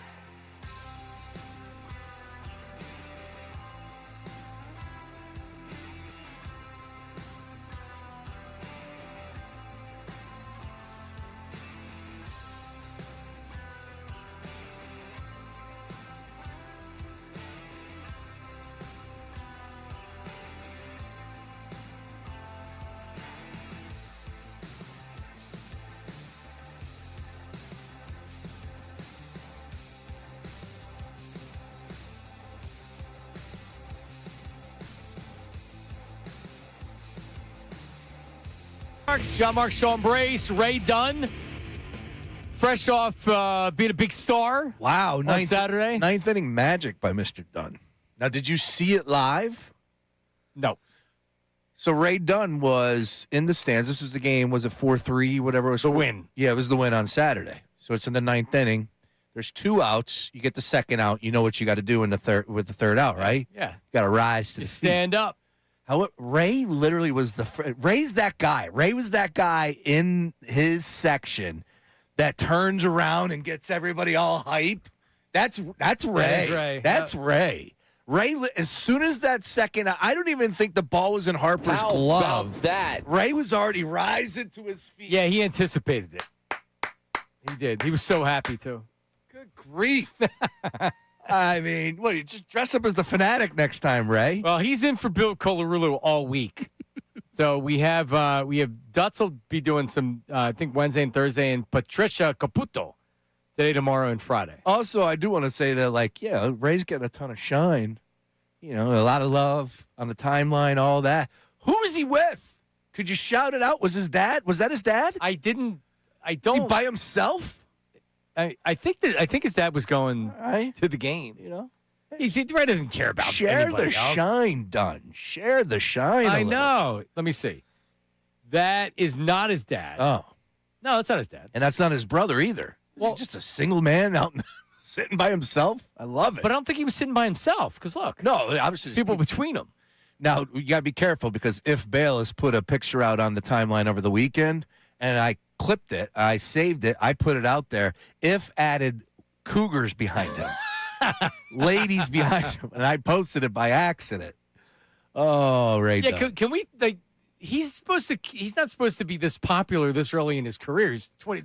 Actually, he's going to be 26 coming up. He's killing it right now, John. Sky's the limit for Mr. Dunn. Sky's the limit. All right, let's get we'll take your phone call. Steve, hang on a second. We have a voice memo on A.J. Brown. Go ahead. My name is Wayne from Kissimmee, Florida, retired Marine. And as far as the whole A.J. Brown situation, I mean, would I want him to stay? Absolutely. He's still one of the best wide receivers in the NFL. But he's channeling his inner T.O., man. And I'm tired of hearing about this will he or won't he. Then you got all this crazy stuff going on with Mike Vrabel and his side piece, news reporter and all that and everything, man. It's getting old. You know, and ESPN and Fox Sports and all these other news media just fanning the flames. It gets old. I mean, whatever happened to the underdog mantra, you know, as far as, you know, we don't like us and we don't care, you know, and AJ, if you don't want to be down with us, then, you know, maybe it's time for you to bounce, man. That's all I got to say about that. That's it. Go Birds. I'm with you on the Go Birds, right? I'm also with you with everything that's happening as far as the Patriots and Vrabel and all that, Rossini. But this whole A.J. Brown situation, it's on the player. He's the one that doesn't want to be here, or he's the one that's not shutting this down. You can't have it both ways. So for the people that A.J. Brown truthers, if you think, oh, he hasn't said it. Yeah, but don't try to reason with. I mean, come on, Sean. Obviously he doesn't want to be. So obviously he doesn't want to be here. Obviously the Eagles are looking to trade him. That's obvious. Does it mean that it's going to happen? No, you're right. There may be a 5% chance that it's not going to happen. So if you want to be an AJ trade truther and say it doesn't mean that it's a lock and it's going to happen, fine. You can hang on to the 5%. I'd be shocked if he didn't get traded. Yeah, I'd be shocked too if he's here for week 1. I would just say that this would be the ultimate I told you so. You can dunk on me, and I hope you do. You can line up. But good. Sean, there's no dunking. It would just mean that the Patriots backed off and said, we're not giving you what you want. And the Eagles said, well, we're not going to trade him. It doesn't mean that they're right. Because the trade truther says it's all bogus. And it's actually not true. But they're wrong. Because like you said, AJ could come out and say it's not true. The Eagles could come out, even if they don't want to say on the record it's not true, they could tell Jeff McClain. They use the media all the time to get their message out there. Like, come on. Can we stop being idiots about this? Hang on, though. Please? I want to push back a little bit on if he does not get traded, I think the A.J. Brown trade truthers can come back at us. Nope. I think they could. Because all along, it's like their point has been, I don't care. It's not happening. All right, so once upon a time, there was this listener, this caller that told me that your Carson Wentz got benched and they traded him. At the beginning of the season said, Carson Wentz is going to get benched, he sucks, and he's going to get traded. Now, is he an idiot with dumb luck, or did he really see that? Because I'll tell you he's an idiot with dumb luck. So there's no reason you can then call it and see, I told you so. No. You were just lucky. You might say 1,000 things. That's the one thing that got true. You had no reason to believe that. He had no reason to believe that. He's just an idiot that was right. So, yeah, maybe A.J. Brown doesn't get traded. Doesn't mean that it makes any sense. Because if your whole argument is, well, this is all just fake news and it's fake reporting and this really isn't happening, you're wrong. No, you're wrong on that. Yeah, I agree with you there. They would be wrong on that. But there are plenty of people out there that say, I just don't think this is going to happen. I think for whatever reason, the amount of picks won't be there. Howie's going to say, you know what? Okay, that's fine. And I hope they're right. I want A.J. Brown back if he wants to be back. But I haven't heard from him. Or the Eagles. Steve in Chester County. Steven, hello. Greetings and salutations. Yellow. What's up, Stevie? Got a question for you. I have your permission to talk about the draft with somebody other than A.J. Brown? Yes, please, Steve. Yes. Wonderful. Jordan Mailata, the greatest athlete in the NFL who never played football. In a couple weeks, he will be the second greatest athlete who never played football. There's a Nigerian named U.R. Bernard. You know who I'm talking about? Yeah, I've seen the stories. I know on him. Sean Bernard. Yeah, he's 6'4.5", 306 pounds, has a 5% body fat, muscle weighs more than fat, 36-inch arms, 10-inch hands, high jumped, or whatever that is, 37 inches, broad jump, 10 feet, 10 inches, the explosion he has. I guarantee you Howie will take him in the 6th round. Everybody knows that. He'll be gone by the 6th round. I would take him in the 5th round, maybe even late in the 4th round. What do you guys think? Yeah, he's projected to be in that area until somebody jumps it and says, you know what? Sure, it's worth a 5th round pick. 6'4", 310, like you mentioned. He's got all the athleticism that you're talking about. He's a project too. I remember when they drafted Jordan Mailata. I was working with Trey. And Trey was coming on my show once a week, and I was doing some post-game stuff with him or whatever. Love Trey. Trey was like, it's almost impossible for a guy like Jordan Mailata to succeed having never played football before. It's almost impossible. And he did, and he's doing it at a high level. So I don't want to say that it's as easy as Jordan Mailata, and it wasn't easy for him. They essentially redshirted him for a year. But still, Jordan Mailata made the transition. Can guys that are athletic do that? We're going to find out. Yeah, we'll find out. One thing I would say is that the Eagles have a couple picks via trade. The Hassan Reddick trade, they got a 3rd-round pick. They got a 4th-round pick with the Cindy Brown trade. They also got a compensatory pick, in the 5th round. So there's a couple additional picks to how he could work with. The other thing I would say from Jordan's perspective is he did come from rugby, which is a somewhat of a similar game, right? And he's also playing defense. Like if this cat that he just brought up, which I don't know much about, is, a soccer player, a basketball player, we got to put things into perspective here. Jordan was playing dude, that's a tough game. Those rugby players for sure. No, they're main animals. Yeah. They're not wearing pads. Well, he's a defensive line prospect too. So Jordan Mailata learning you pass protection, whatever. Defensive line, I'm not telling you it's easy. See ball, go get ball. The guy with the ball is who you want to hit. See the quarterback, don't hit him late. That's it. Coming up, Michael Irvin defended Jalen Hurts on his podcast. Oh. We'll play that for you coming up. Also, Porter Martone. Oh, man. Kid's killing it. Unbelievable, John. We'll hear from him as we have the good, the bad, and the ugly today. The good is the Philadelphia Flyers. That's coming up next. Middays with Marks, 97.5 The Fanatic. The Phillies off.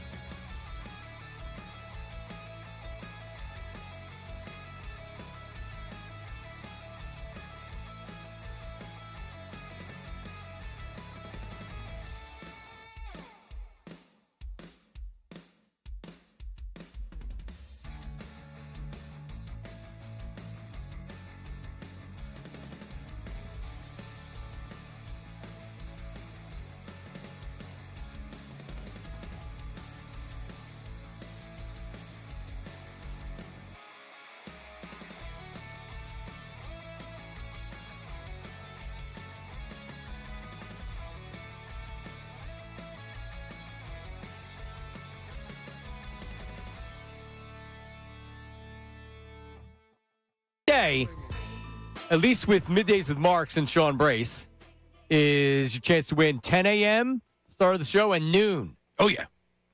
You know what it's called? Fanatic Parlay Cash. Ooh, love a good parlay. Yeah, me too. Had some people on Saturday down at the Wings game go, I took the Wings and the money line and the Flyers. I go, yeah, that's going to work out well for you. And both of them hit. I was in on Schwarber home run. Nice. And that was documented. Yeah. I actually sprinkled 2 because it was plus 2,400. But it was plus 240 for 1. And then Harper also went deep as well. So that was good. Since we're talking about the wins, nobody ever talks about the losses. I had a pretty good weekend with the Masters. Oh, did I ever. Let me tell you. Rory. I didn't see who won because back. CBS didn't show the shot. Back to back. Why was that? Those birds were chirping all weekend long at the Brace household. Unbelievable. That's coming up a little bit later at 1:30. We get too much here. But I was able to cash in Harry Mays, his pool. I took second place. You did? By 4 points I lost. Does that get you something? Yeah, second place cash. Okay. Only top 2 did. Okay. But I was winning the whole damn time, and late Sunday ended up losing. Oh, that's a shame. Oh, well. All right, let's get Michael Irvin. We got a couple things here. Michael Irvin defending Jalen Hurts. This is on his podcast, Sean. I know you alerted me to this because you're a big Michael Irvin podcast Never fan. miss it. All right, here it is. Could you imagine Jalen Hurts' accomplishments were wrapped around Josh Allen? You think they would even have a thought about saying, well, this is a spot in the road for Jalen Hurts? If Jalen Hurts' accomplishments were wrapped around Joe Burrow, you think anybody anywhere in Cincinnati or anywhere in the world would be saying it's a make it or break it year for Joe? And for the Philadelphia Eagles to be saying it is as crazy as those other 2 situations. This man been in the last 2 Super Bowls over the last 3-4 years. Won. Outplayed the best player in the NFL in the other that he lost. And he has no room that we're hearing this now. No, not 5 years from now.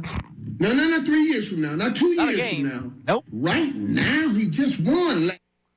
Right now. Yeah, I mean, I don't think the Eagles necessarily said that make or break year for him, but close.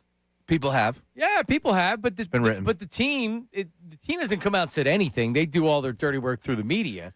But it's pretty clear that this is a big year for Jalen Hurts. Michael Irvin's absolutely right. Big year for him. But look, I do want to say we got to be fair about it. Josh Allen, no doubt, he could do no wrong in the eyes of everybody. I understand, but he is a phenomenal talent. One, does he make mistakes? Sure, but let's just look at who's around Josh Allen. Give me his best players over the years on the offensive side of the ball. That's where I would push back on Michael Irvin just a little bit. Joe Burrow, to his point, not last year, but I'm telling you, going into last year, there were a lot of naysayers with Burrow. I heard the words handsome merchant a lot. He was hurt again this year. Correct. But Joe is the real deal. I mean, he got out there and showed you exactly. But, look at his surrounding cast, too. He's got potentially the best receiver in the game. So he's got great receivers.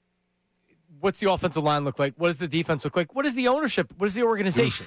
See, that's the biggest thing. You can look at Sam Darnold. Sam Darnold got drafted by the Jets, right? Like that's where you go to die. Yep. Was it Adam Gase was his coach? Yeah. With the eyes, right? The googly eyes. If Pat Mahomes gets drafted by the Jets and Adam Gase, does he turn into Pat Mahomes as fast?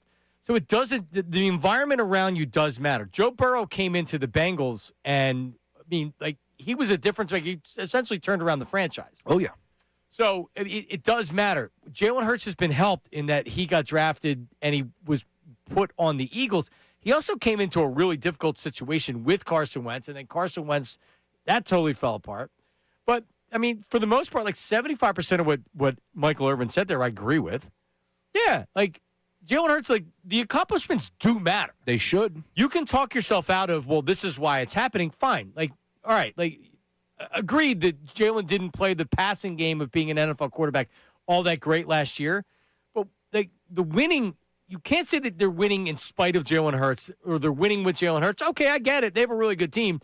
Jalen's a big part of why they're winning games. Yeah, no doubt about that. And you know that I'm a big Jalen guy. It's in my bio. I would just say, even as big as I am on Jalen Hurts, as we pointed out, this is a monster year. And we know how NFL contracts work, and we know how trigger happy to a point the Philadelphia Eagles are. I don't even know if that's fair, but they swing. They swing often, and they swing big. And credit to Jeffrey Lurie and company. They've produced. They won a championship. Like, there's a multiple championships, but in this run with Sirianni, they've been to the playoffs every year. Like, there's a lot to like with the Philadelphia Eagles. But even I'm not naive to say that if Jalen Hurts doesn't live up to that number one franchise quarterback billing this year, and the offense struggles, and, oh, by the way, they're home without confetti on their head again, you don't know what's in the future. You don't know what's in the cards for the quarterback position with the Philadelphia Eagles. It's just the reality of where we're at. Yep. It's a big year. I mean, it's heavy favorites that Jalen Hurts is the starting quarterback in 2027. Good. But should be. Is there a world or a possibility where Absolutely. Yeah, it is. Absolutely. And the Eagles aren't afraid to make a difficult decision, even if it's going to be against what most of the people in the public, if they actually believe it. Now, I mean, it's a very small percentage that's a chance. There's a chance. There's a chance he comes out next year and he doesn't necessarily operate the way they want him to operate, or the offense doesn't look good and they need to figure something else out. I don't know who that quarterback would be. No, and who knows? Drafting, I mean, it's a big class next year, but putting all that to the side, the big thing about Jalen Hurts is his athleticism. If he has lost a little bit more of a step next year, remember, he wasn't able to pick up those first downs like he was in the previous years. He needs to improve as a passer. All this crap about him running, forget it. I'm with you. No. But the reason why he's been able to win over the years is because of the athleticism. Now, is it going to be put to the side and Mannion with his style? That's what I mean. We don't know. There's a lot of question marks right now around this offense. I'm excited. I can't wait to see what it looks like. Can't wait to hear Mr. Mannion speak. I'm done guessing. I don't want to guess anymore. I want to hear from him. Well, you know him. Well, I talked to cousin Sean. You spelled the name the same way. I literally went up to him. Hey, Sean, my name's Sean. I'm bald, too. How about the Bruins? What a pickup line. Such an idiot. There's no wonder why you had such success with the ladies back in the day. Oh, man, I'm such an idiot. You're so smooth. I can't believe I didn't get a picture with them. Of all people not to ask a picture. Well, you took a creepy picture. Well, from afar. And no one even knew who he was. No. Everybody thought it was the other guy in the picture. I'm telling you, he's probably been out and about at multiple sporting events. Keep your eyes open tonight. He might be at the Flyers game. You never know. Can we get a little Porter Martone before we get to the news at noon coming up at 12? Porter Martone. Say it again. Man, are you kidding me? This kid, 19 years old, in a playoff run with the Philadelphia Flyers. Here's Porter Martone. Porter, a battle between two teams who have survived off desperation. How would you turn that game into domination? Yeah, I think we really just stuck what we needed to do. I don't think we complicated too much, and we talked after the Detroit game. We kind of had to regroup, and it's a learning lesson after that. And I think we had a great response today, and really capitalized on our chances. Quite the start to your career, a point-per-game player. Travis Konechny said he's seen very few players who've walked into the league pro-ready. He says you have a pro-ready game. What does that mean, and what do you think you've done well? Yeah, I think the year I had this year, I think it was a great development year for me at Michigan State. I think they really taught me how to play a pro style, and then coming here, just, listening to the coaches, the systems they put in place, and I think a big one is them just letting me play. And, TK and Devo have done a great job with me on my line, kind of teach me through, and, I think we're finding some chemistry. Elizabeth's intent on making that's this enough. That's enough. Three goals. Listen to him, John. Doesn't sound 19. Like a grizzled veteran right now. 3 goals, 7 games. Right out the chute, $117 into the game. Porter Martone. That. I'm telling you, man, some are saying that the best rookie since Lindros. Big game tonight. They can clinch it. That's what we're hearing. Flyers can clinch it. Win tonight, clinch it. Do it. 2 home games. Tickets are expensive, too. They're getting a little pricey. I was looking last night. They were well within my range, but now they've gone up a little bit. Everyone's getting the itch. I think it's the orange microphone flags here. Yeah, if you're watching on YouTube, if you're not watching on YouTube, Sean last week ordered it's like a screen, the microphone screen that goes over top of the microphone to prevent some popping from the peas. They're orange. Yeah. Because it's not bigger. I don't know if there's bigger Flyers fans in the city than us, Sean. And get ready, because I got green ones for Eagles. I got red ones for Phillies. Blue ones for Sixers. And we have your chance to win $1,000 coming up next. And the news at noon with Trish. What do we have today? We have there's a viral Pacers fan update. The Jazz didn't know the rules, and Patron screams at the Masters. Ooh. Patron. Patron. That's my bad spelling. I apologize. No, that's how you spell patron. Patron too. Yeah, that's how you do. So the patrons, because you say patron. Yeah. The patrons. That's why I hate golf. And not many people yell down there too either. That's coming up next. Middays with Marks 97.5.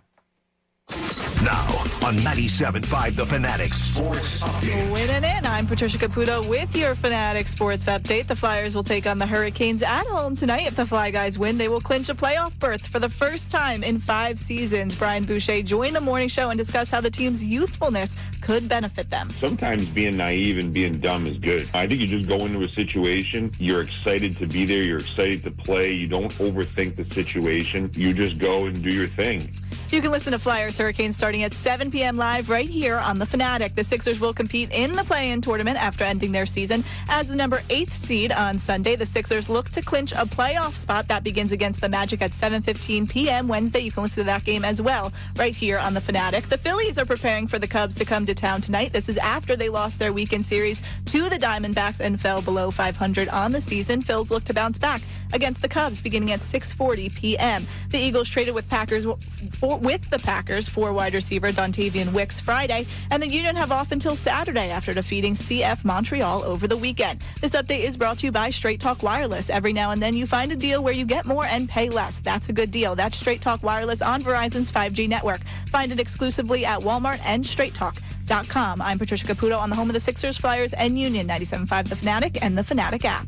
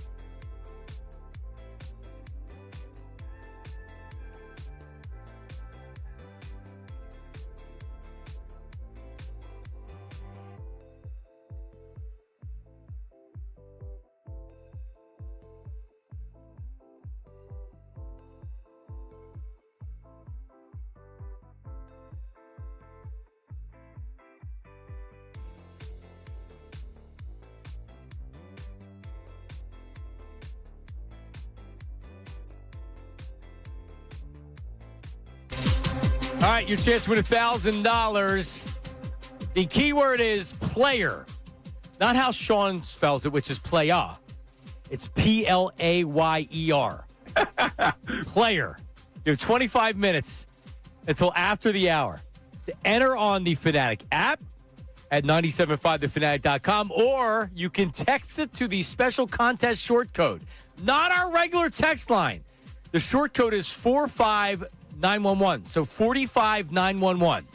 Player is the keyword. One random entry wins $1,000 in this company-wide contest. You will get a call from Beasley if you win, so make sure you answer your phone. Contest rules 975thefanatic.com. Fanatic Parlay Cash stood up by Iron Mountain Men's Health. 5 chances to win each weekday, 8 and 10, noon, 3 and 5 p.m. Again, player. The 45911, the Fanatic app, or at 975thefanatic.com. Hooah! Can I ask you a question? But Why does it say stood up? I believe Iron Mountain Men's Health is a lot like your Blue Chews. Okay. Oh. It is.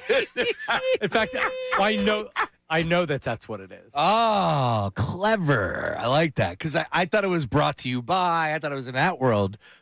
It is. It's a playoff of that, but stood Iron up. Mountain Men's Health. John, do you listen to Unfiltered ever? I'll crack that. I do on my way home. That's the Twitter. Honestly. That's the Twitter That's the question. Twitter poll. Oh, Yeah, okay. yeah, take a listen. I have Yeah. I have Ricky and Bill and Silvana in my car. It's almost like they're riding shotgun with me. You feel like they're actually in the car with you? That's right. Because what Bill says to Silvana is, they say, is the Twitter poll up? And they'll say it's up. Oh. They say, and it says always brought to you by Iron Mountain Men's Health. I like that. It's up. Okay. I feel uncomfortable discussing with somebody. Welcome to my world on Yeah. Saturdays. But Trisha's money. Trisha's money has a great sense of humor. I know she does. And oh, by the way, SEC girl over here. She went to LSU. That's crazy, man. I respect that. I don't know why, but that like raises it up so much more in the world of sports. It's like I look over, like you're an SEC girl. All right, We cool. had a Will Wade battle 2 weeks ago. Yeah, we did. Why LSU? I don't know. I wanted to go to an SEC school, and they had the best programs. I thought about Mississippi State. LSU had the best programs for mass communication. Really? Yeah, Cool. good TV station, good radio station for students. Really? A great one. And they happened to win when I was there, so I covered a lot of And stuff. it's right down the road from Jersey. Right. right down the A short road. drive. A nice to Baton Rouge. short 21-hour drive. What's going to happen when one of your daughters says, John, Daddy, I want to go to LSU. I'm heading. Let's go. Well, my middle girl wants to go to University of Hawaii. Oh, there you go. Dude. Well, my wife is You like, can't allow absolutely that. not. Can't even drive there. Come No, on. I'm just going to move there. Oh, okay. All right. Okay. Now you can. Now it's back on I'll the table. move there. I got to go. Lena wants to go there. What do you mean? Well, of course I'm going to say yes. No, Kendall's going to Westchester. So hang on a second. Looking back, I would have said no if I was my parents. No way. I don't disagree with wanting them to go local, but I mean, would I rather them go to Temple? No. Okay, Temple's a short drive. It's also Temple. We love Temple. We do? We care about Temple. We do love Temple. We You're love right. Temple. We care about Temple. That's why I said Westchester. Westchester. Fine university. Yeah, all my kids, just go send them to Westchester. Yep. There you go. Montgomery County Community College for the first 2 years. Worked Sounds for like me. a plan. There You'll you go. thank yourself later. Trust me, if you go that way. Yeah, I bet. For sure. All right. Well, she's bragging about the program down at LSU. It's time for you to put your money where your mouth is. The news at noon. It doesn't matter what comes in the world of sports. The news at noon with Ray Dunn. Bad Athlete Podcast. Angry college coaches. Innocuous and random topics. The news at noon with Ray Dunn. The news at noon with Ray Dunn. The news at noon with Ray Dunn. All right, not Ray here today. Ray is going to be a Hollywood star today on NBC Sports Philadelphia after the and show. he is cooked I knew to a crisp. I got sunburn out because we had softball, t-ball, soccer on Saturday, and I got a little bit of color. I knew Ray was going to be Wow. Yeah, he didn't wear any suntan lotion at all. Did he this not week. realize he know was going to be better. on TV all this week? He claims it was 60-plus degrees. I'm going to go sit out in the ball yard. I can't believe the sun got But me he looks like eventually. he has sun poisoning on his face. Is it that bad? He's going to be on television. He's got a patch. Ooh, he should have known. It's It doesn't definitely turn into it's a definitely tan. appointment TV at 2 p.m. No doubt about that. Agreed. All right. Okay. I can't wait for him to walk in right now. Okay, getting started. We have the couple. Not sure if you saw it over the weekend. They were at a Pacers game. The camera pans to them. They're talking, and the girlfriend says, "What the bleep are you talking about?" You could hear her say that, but we don't know what he was talking about until they join Inside the NBA. And they may have come up with one of the most interesting lies I have ever heard until Shaq finally convinced them otherwise. Take a listen. We were talking about sort of the rigors of liberal arts education and how I thought it needed to be essentially updated for like how, the future job market looks. Yeah. And she disagreed. Michael, I love you and I love your lovely wife, but I don't believe that story that you just told. You said something else for her to say, what the F are you talking about? Stop it. Stop it. Tell the truth. I could tell by your white face that this is planned. Your answer was planned. Come on. We like to keep our private conversations private. Got him. Yep. Nice. Great job by Shaq. Yeah, Shaq sniffed that one out. Lie, though. That was so intense. Why that line? Like, why? Oh, we're talking about liberal arts, like during a game? Yeah, that's why it wasn't believable. It was too made up. Now, she did say she didn't really love basketball. She's like, I don't really watch sports like that. Right. But why not just say he was explaining something to me, and I was like, what are you even talking about? What? Like, that was an in-depth lie. Yep. Yeah, too complicated. Yeah, and a weird couple. Am I allowed to say that? It was. I agree. Yeah, they're weird. Apparently, Shaq said, hey, well, I'll buy you the engagement ring. He did. Yeah, it looked nice work on. Okay. He did buy the ring? No, he said he offered it, and then it kind of got awkward between the two. Yeah. Well, Shaq's got all that money from the general. He's got a lot of money from everywhere. She said she liked him watching him on Icy Hot. Yep. He was a good Icy Hot pitch man. Sure. He pitches more than anybody out there. This guy. He is a pitcher. Yeah, Ricky just came in and is asking for the log while we're live on. That's nothing new. Yeah, he does it every day. It's Ricky's world. All right, moving on. We got the Masters. John, I know you don't maybe appreciate the Masters. Maybe you'd appreciate this, as probably this Patriot was taken out right away after screaming this right before Rory teed off. Give me back my son! I mean, they should take him out. That will get you booted. Yeah, even if the bougie Masters, I don't care. I mean, I don't want mashed potatoes or the. Honestly, the thing that bothers me more than anything is getting the hole or like what the actual golf nerds yell. I don't like any of it. No, I will say this much. All right, the gatekeepers were out in abundance for the golf community. Good. Those nerds need to be stuffed in a locker. I get it. I'm with you. I love the Masters. I love like everything that follows. You heard me ranting and raving, but there were way too many people. Oh, this is the barstoolification of look at Kelsey out there. I mean, in the grand scheme of things, I understand nobody wants any changes, but man, the golf gatekeepers are sickening, and they were out in bunches this week. But also Kelsey, there's such a negative. And it's so weird because Jason Kelsey is a good dude, and I think everybody loved him. Thanks, Ricky. Why does he give me the finger? No reason? It's Ricky. Oh, because him coming in the studio while our producer's doing the news at noon and asking for the log. Yeah, the one time she's on. Give me back my son. It's a good line. Do you know the movie? Yeah, it's Mel Gibson. There you go. What is the Ransom? Ransom. Nice. Yeah. Nice job. Give me back my son. Nice job. That's a Tony Bruno drop. Is it? That's okay. Ricky's saying he's sorry. He didn't realize what was going on. It's all right. Yeah, no, it doesn't faze us. Now, I would have went, I've abandoned my child. I've abandoned my child. From Braveheart? No, that's, what is that one? If you're doing a Mel Gibson? That's Daniel Day-Lewis. Oh. There Will Be Blood. Yeah, if I'm gonna scream something like that and get booted out of the Masters, that's probably what I would say. It's a better line. No one knows Ransom. No one's got that. Well, I mean, I knew Give Me Back My Son. Because it was before 1999. No, it was in the 2000s. I didn't know No, it was not. Really? Ransom's a 90s movie. Really? Absolutely. If it's post-2000, you have no clue. Well, that's not wrong.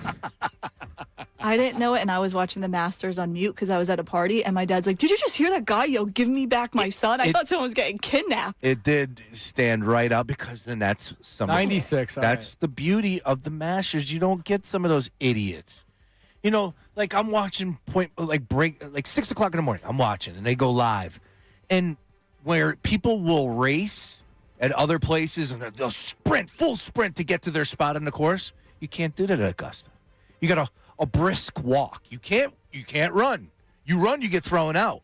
So the gates open at 6 a.m. You want to get to your spot or 6:30, whatever it is. You got to walk fast. I'm doing my best not to insult people that like golf. So I'm just not going to say anything. That's the Masters. Believe me, but Masters or no Masters. All right, you want to I got too many people that I like. They're like, I'm not going to listen to your show anymore. You're insulting me as a golf fan. My language has been called into question by an emailer that emailed me this morning about golf. No, just in general. Oh, using the Lord's name in vain. Well, and I apologize. I didn't apologize. I said I hear you, and he's right. Like, there's just no reason for me to do it, and I'm not doing it on purpose. You get fired up. Yeah. What's your email? It's visible. John Marks radio at gmail.com. Oh, you do that. I didn't know if you had the station. Oh, it's John at 975thefanatic.com. Oh, there you go. Okay. Yeah, but if you go to any of my socials, it'll have my email on there. It's fine. All right. What else, Trish? All right, got one more. I know we are being pretty hard on Bryce Harper today, but just a reminder, it could always be worse because you might be like Jazz Chisholm and you might just not know the rules and you might need help from your teammate Trent Grisham during a presser to explain it to you. I don't know what the rule is if I went to first base first and threw it back to second if it's still an out. Is it still a double play? I don't know. Does it count as not an RBI? No, we'll score. They'll still score? We'll get there before the time, 30 seconds. Well, where it was what I was trying to do in my mind probably wouldn't have worked anyway. Ooh, yeah. Yep. That's not going to play well in the clubhouse, I would imagine. Well, and Aaron Boone was then asked, and he said, well, I think he knows the rule. And it's like, what, you didn't have a conversation with him about that? Well, Boone's he's snipping that one. I believe he claimed he knew that it was a mental error during the presser, that Chisholm would say that, and that he did know. That's what Boone said after being asked. Okay. All right. Yeah, and he said he needs to answer those things, quote, in a better way. Yes. He said it was a default answer. Is that right?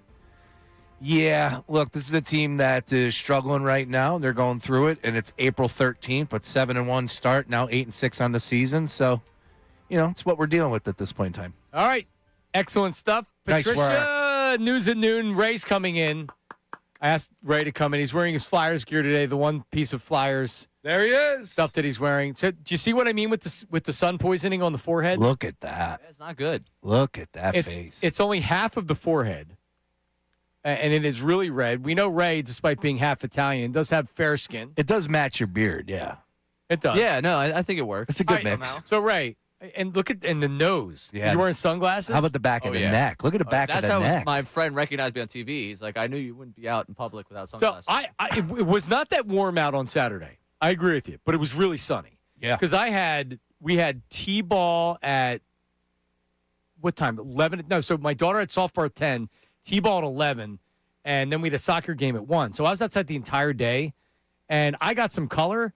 I also was like, I better bring some sunscreen because it's going to be really, really sunny. You go to a ballpark, you have nowhere to go unless you're leaving and going and being in the shade. Well, yeah, that was more the mistake on my part of not knowing where the tickets were, not asking where the section was, and just kind of assuming I would be in the on first shade. base side? I was on first base. And you get blasted by the sun pretty much absolutely the entire crushed. time. And again, it was that weather where I was sitting out there, and it didn't hit me until the 7th inning. And when you start to feel the burn, it's too late. I can't save myself. Like feel the burn. What was it, Keller that gave up the runs on Saturday? Yes. I'm watching Keller pitch like, man, I'm going to be a lobster if you don't just figure it out right now and get us damn out of here. And now you're on TV, and you have... So it's an infomercial. That's what it is. That's what it is. Well, aren't we having Mike Schmidt on this week? I was just going to say that. Yes. Yeah, no. To talk exactly about this. About being aware of the fact that you're going, wear sunscreen. So I've decided I brought in the aloe, which I got blue aloe. I'm not. It feels like a fake knockoff, not going to work for me type of aloe. I couldn't find any green aloe at my local convenience store. Ray. So is aloe? Is there a difference between blue and green? I don't know. I just think it's like a color. Probably dyes, I'm assuming. Yeah, but why wouldn't it just be green? All the aloe I've had in my life has been green. Well, I mean, this is blue. They color different substances stuff. I don't know. Why? Why? I don't know. But I think it's going to work the same. For TV, I'm going to have the aloe next to me and the sunscreen. All right. Just to let everyone know, I'm not advocating not wearing sunblock. Can't let that peel, man. You're going to lose it. Well, that's why I went immediately with the aloe, because I was like, if this starts to peel, that's going to be a real tough week on TV. But what I would say is that, like, Jason Martinez tells us, like, get a colonoscopy, don't avoid it. For Ray, this is all seriousness, even though it's 60 degrees out, if it's going to be sunny, then look out. It was a little warmer than 60. And that was the tough part after the game, too, where I walked across the street, and it's like, the friends I was with, like, let's go stand outside. I'm like, you go stand outside. And my friend, she said, well, the UV's only 2 right now. I was like, it doesn't matter if the UV's 2. I'm already toasted. Any more sun for me is a problem. Does she have a UV app? How does she know it's only the a weather 2? app? Oh. Listen, when you're not a guy that tans, and the only reason I know this is because now I know people that, they base their entire schedule around the UV index. You don't think that the weather app's got the UV index. It does, yep. Yeah. See, there you go. Someone that tans. All right, Lives on the shore. Ray's coming up at 2 o'clock with Ricky all week. It's the Ricky and Ray show. No, stay where you are. Can you play that Big Show audio? This is from, who's that dude that does the wrestling podcast? Chris something. Very popular.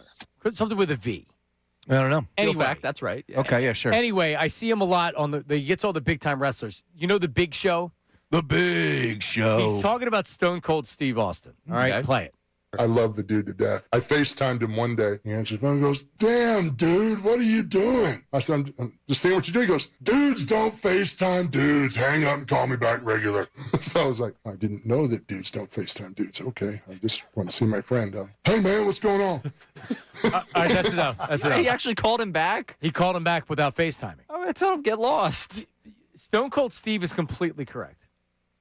Okay. Dudes, like if Sean FaceTimed me, I'd be like, why is he FaceTiming me? Because he wants to see me? Yeah. So let's meet up. The only time that I would FaceTime a dude, and this has been a recurring thing, is when friends of mine from high school are together because they've all spread out. Everyone pretty much left the area. I'm still here. Everyone else has gone their separate ways. So when one of them is in town and we've had a few at a bar, there is a good chance we're hitting the FaceTime. But it is true that I'm not sitting at home on this like Wednesday night at 7 o'clock like, I wonder what my buddy Noah's up to. Let me hit him with a quick FaceTime. Yeah. So, yeah, I get that. I could that's like I'm half on board with that take. The bar is one thing. This was Big Show at home sitting on his couch saying, man, I miss Stone Cold Steve. And instead of texting him or even calling him, he FaceTimes. Sean, brace your thoughts. I think Stone Cold Steve Austin picking up the phone, originally he should get some credit, and he just was laid it. Yeah, like, hey man, dudes don't FaceTime. I'm not calling back after that though. No, yeah, I'm with you on that. So, all right, you don't want to see my face? You don't like the FaceTime call? I tried to reach out. So shoot me a text. Do dudes FaceTime or do dudes don't FaceTime? They don't. Okay. Would dudes on dudes FaceTime each other? Yes, they I would. bet you they do. Those two losers would. Gronk is definitely a FaceTime. Now, you remember when AJ got traded, Jalen and AJ FaceTime. Oh, that's a good point. Should we have known then? They used a FaceTime call. That was never going to work. And by the way, Trish, it's actually, I look at Big Show to be like, well, that's pretty cool. Like he does miss his friend. I would have the same reaction. I wouldn't have hung up on him, but I would have said, why are you FaceTiming me? What, I'm going to look at your face when I talk to you? I don't need to. Yeah, the hang-up's the problem here. You're like, just call me regular. It's like, no. I made the effort here. Don't tell me what to do with you now. I saw your face. We caught up. We said hi. What more we got to talk about? All right, women's perspective on this, Trish.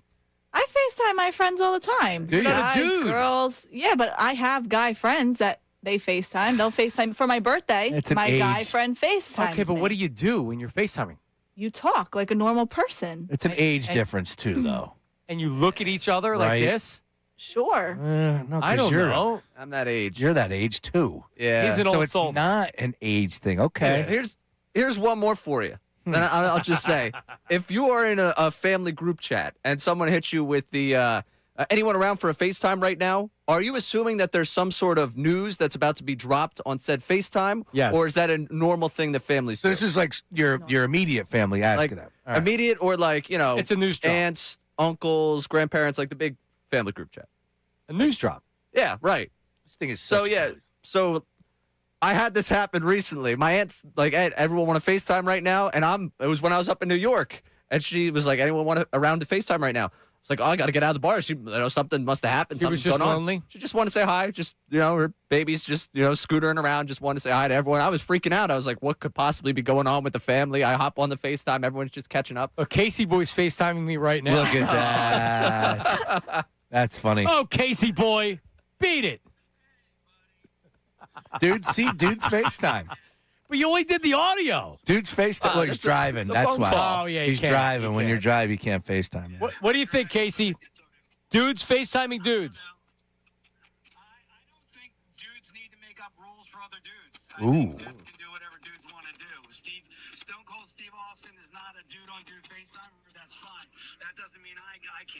All right. There he is. Well, you're absolutely correct, Casey. All right, buddy. Nice work by Casey. there. Don't ever FaceTime me. Yeah, I'm not a FaceTimer. Yeah, it makes sense he was driving. I was going to say FaceTime audio is a real cop-out for this entire thing because it's just a phone call, but I don't have cell service. That's a no. People don't know that, yeah. Unless you're driving. Anti-FaceTime audio? I am anti-FaceTime audio. What if you just have a better Wi-Fi connection than cell Then connection? call me. We don't need to do the FaceTime audio. But that is calling. But you connect on Wi-Fi if you call. Right. FaceTime audio is just a phone Ray, call. do me a favor. Go stick your face in mayo and get out of here and get ready for the show, all right? My face usually looks like. Yes. Go get some Hellmann's and put it on there. Some Let's Miracle go. Whip. All right, coming up. Hey, we got a Flyers game tonight. Are you kidding me? Big one, man. Big one. How are people feeling about it? The good, the bad, and the ugly. The Phillies are the ugly. The Sixers are the bad. The Flyers are the good. That's coming up. Middays with Marks 97.5, the Fanatic. Let's talk about your garage floor. Comer and Cross. Let me ask you this. When you pull into your garage, are you being like, man, this looks great? Or are you looking at the cracked concrete, the stains? God forbid you have the old epoxy job. What does it look like now? That's right. That's why you need to check out Comer and Cross. They can completely transform your garage floor in just one day, and it looks incredible. We're talking about a true showroom finish. It's like pulling into a brand-new car garage every night. And right now, how about this? 50% off installation. And the best part, they make everything so easy. They move all of your stuff out of the garage for you. They repair all the cracks and pits so it looks new. And then and only then do you choose your custom Comer and Cross finish. It's not paint. It's not epoxy. It's built to last, and there's no chipping, no cracking, no tire lift ever. All of this and 50% off installation. But don't wait. You can have that showroom floor you want every single night. Call them. 1-800-NEW-FLOOR. It's Comer Cross. 1-800-NEW-FLOOR. The website, COMERcross.com. ComerCross.com. Now on 97.5 The Fanatic Sports Update. Winning in. I'm Patricia Caputo, and this update is brought to you by Morgenstern Medical. This month at Morgenstern Hair Restoration, they're including a free Alma TED treatment with your procedure. That's $1,000 value free. Call 610-831-HAIR or visit morgensternhair.com. The Flyers will take on the Hurricanes at home tonight. If the Fly Guys win, they will clinch a playoff berth for the first time in 5 seasons. Brian Boucher joined the morning show and discussed the impact of tonight's matchup. That feeling that if you do your job today, then you have a chance to be in the playoffs. I think it's going to be an electric atmosphere tonight. It's been a long time, and I just can't wait to see that crowd and the energy in that building. Flyers Hurricanes begins at 7 p.m. You can listen to the game live right here on the Fanatic. The Sixers will compete in the play-in tournament after finishing their season as the number 8th seed on Sunday. The Sixers look to clinch a playoff spot starting at 7:15 p.m. Wednesday against the Magic. The Phillies are preparing for the Cubs to come to town tonight. This is after they lost their weekend series against the Diamondbacks and fell below 500. The Phillies look to bounce back against the Cubs. That game begins at 6:40 p.m. tonight. This update is brought to you by Positive Coaching Alliance. Questions about youth or high school sports? Positive Coaching Alliance can help. PCAA national nonprofit develops better athletes and better people through sports. Info at positivecoach.org. I'm Patricia Caputo on your home of the Sixers, Flyers, and Union. 97.5 The Fanatic and The Fanatic app.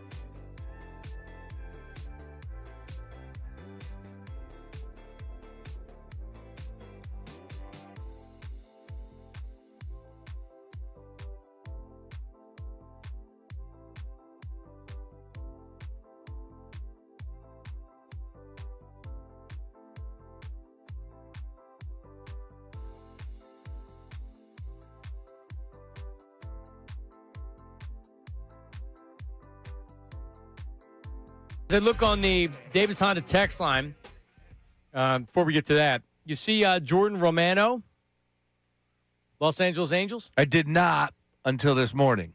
Oh, so you saw it? I did. That's the first time I saw it, too. 6 appearances this season. Okay. 0 hits. ERA of 0. Where was that last year?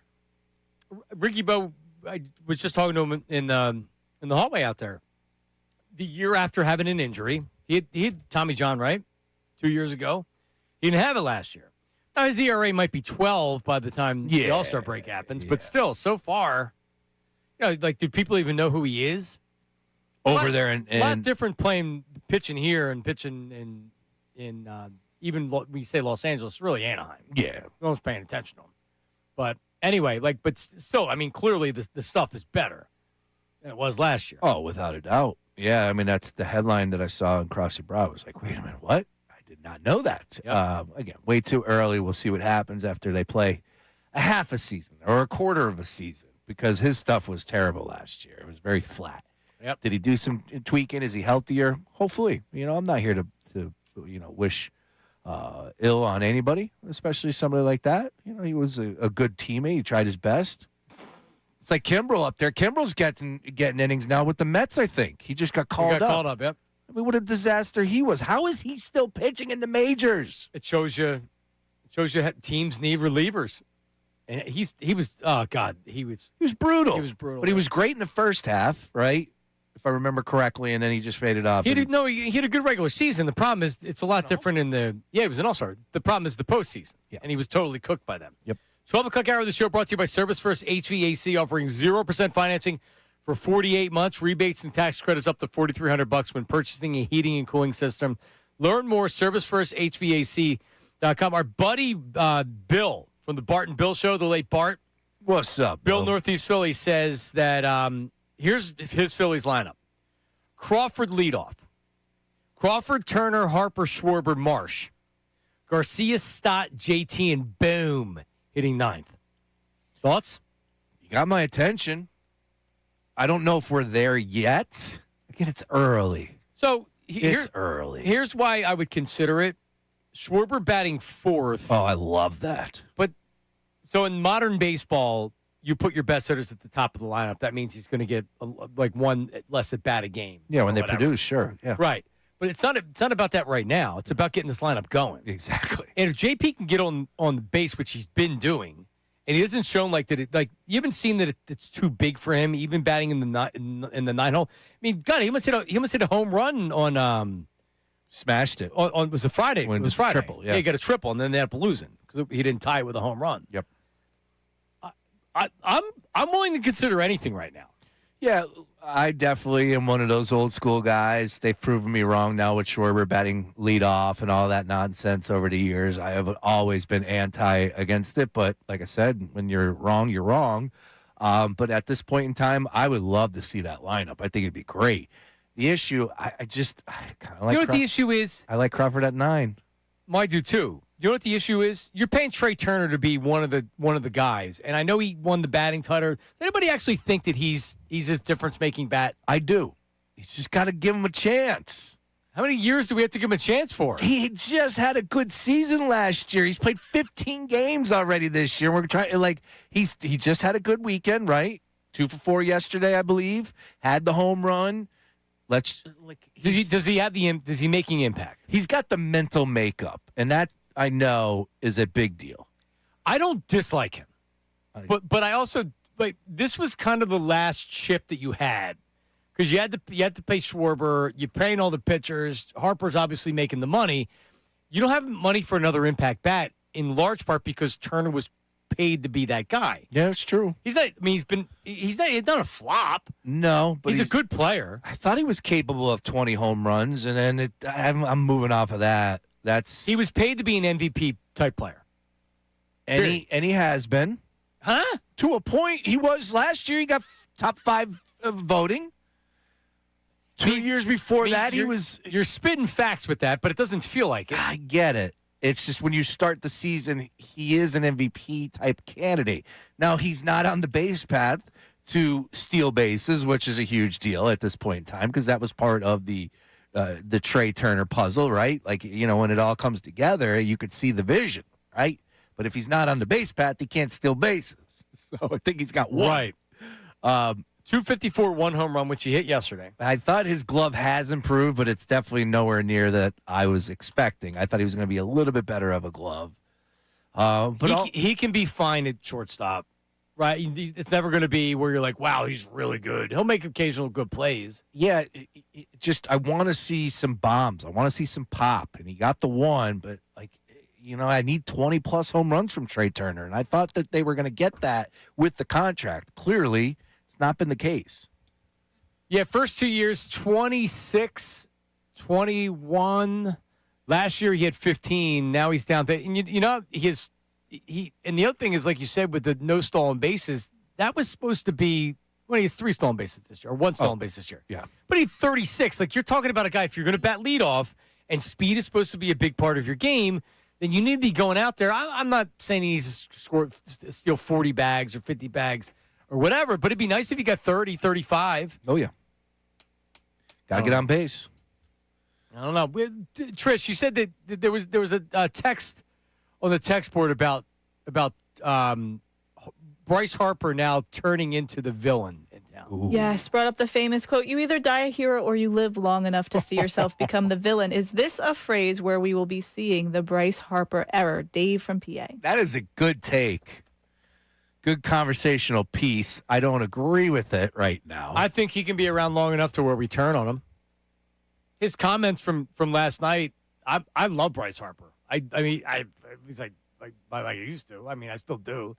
We are. I'm a fan. We're a bottom line fan base. If you're not winning, right? Like I don't know too many people out there that will be banging or pounding the pavement for Bryce Harper in favor of him, regardless if he's ripping the cover off the baseball. If this team is not winning and they're in third place in the division, people aren't going to be happy. Yeah, but they won't target Bryce. Baseball can be... Baseball's fluky, yeah. Yeah, baseball, it's like, well, he's doing his job. Ultimately, the only thing that's going to matter is what happens in October, but we can't live our life like that. We're baseball fans. They play 162. Mm-hmm.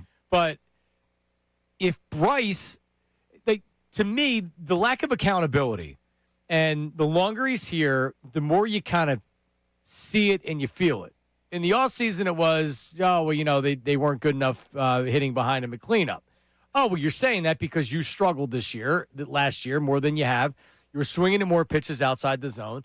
Like, it affected you. And your excuse was, well, look who was hitting behind me, which, by the way, is fair. It's fair, and it can be an explanation, but you don't necessarily say it because it's an excuse.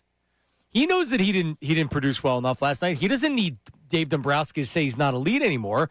But Dave Dombrowski planting that bug now has Phillies fans saying, maybe he's not wrong. Maybe he's not elite anymore. And yesterday, after he gets thrown out trying to take second base on a single, it wasn't even close, afterwards saying bad baseball on what other people were doing in the 8th inning. We hear that. This isn't Washington. This isn't the Los Angeles Anaheim Angels. This isn't even the Dodgers. After the game, when you say something, we're paying attention. I don't know if LA Sports Radio is breaking down a cut of Freddie Freeman or one of their star players saying something after the game. Guess where they're doing that? Northeast quarter. Boston, Philly, New York. And after the game, when Bryce Harper says, well, it's just bad baseball. Yeah, but you did bad baseball earlier, and you said it was fine because you were trying to make something happen. All right, we know it's bad. I know what bad baseball is.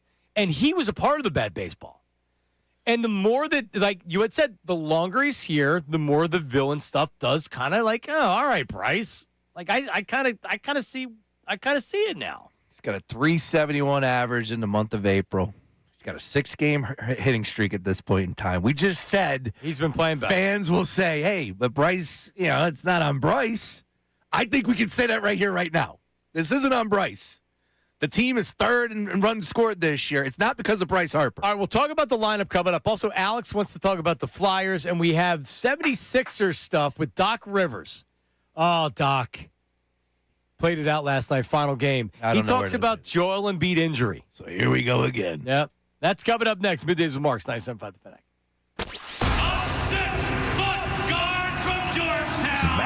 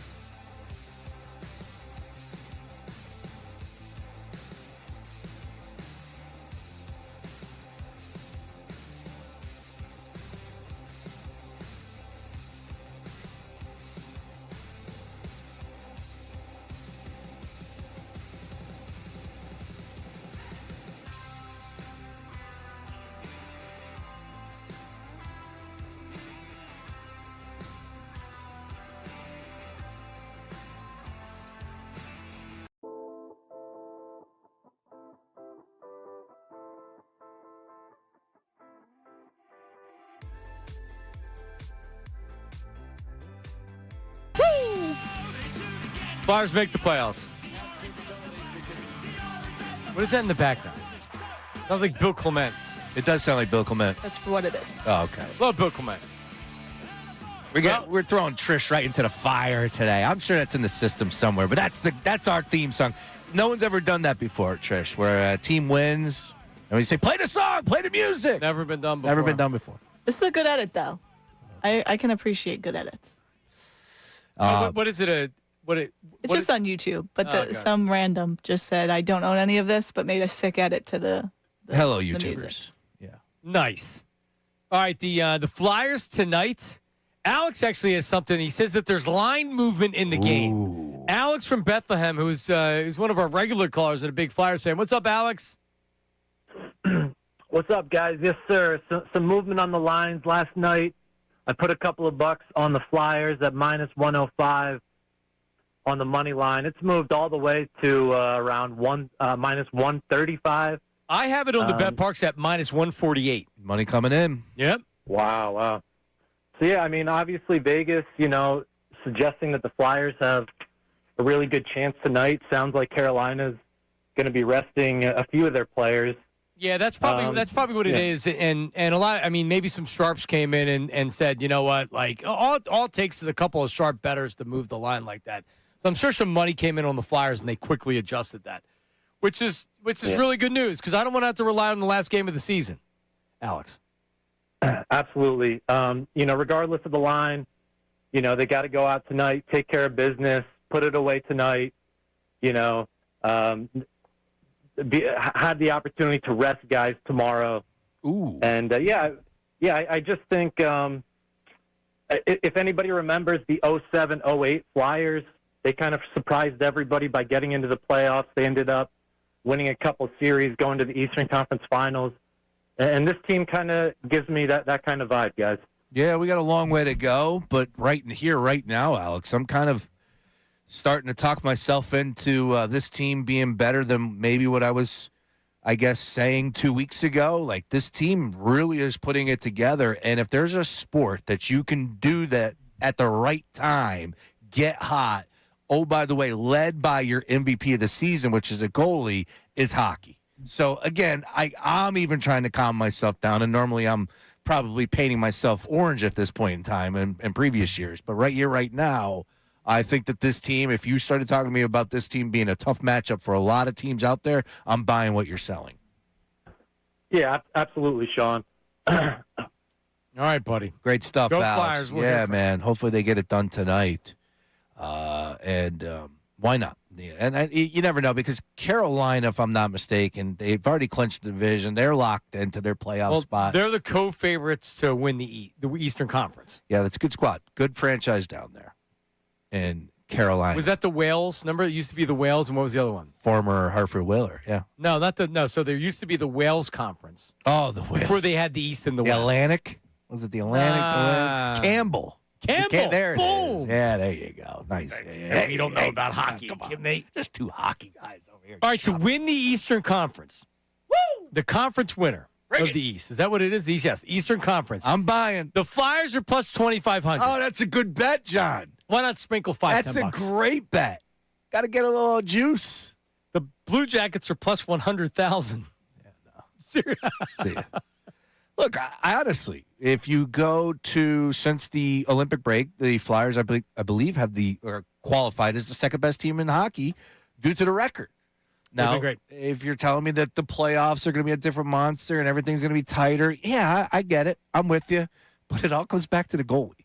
That's why what I'm saying shouldn't be just swatted away.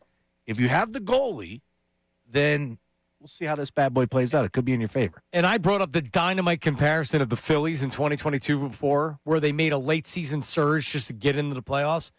Because remember, all the games they were playing late were playoff games because if they lost, then they couldn't make the playoffs.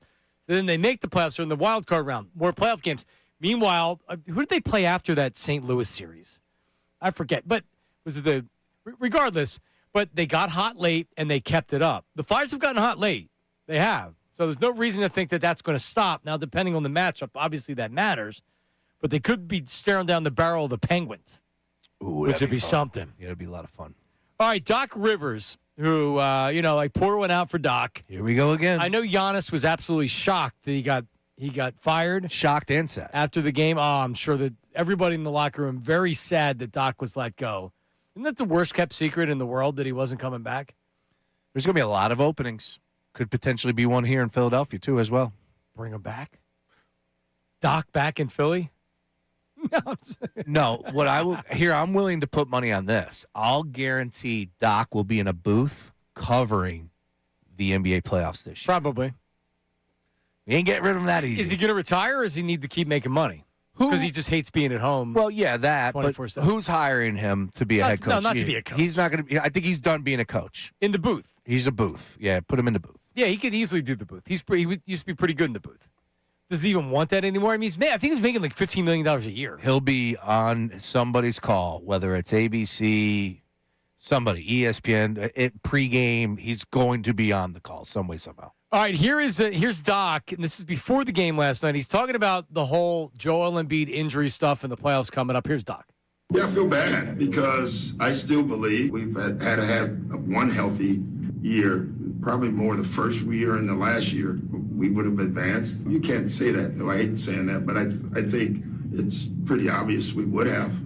And he still, what was I here, 3 years, none of the playoffs. Since then, I don't think any of the playoffs he's been healthy. That's 6 straight years. And none of it is his fault.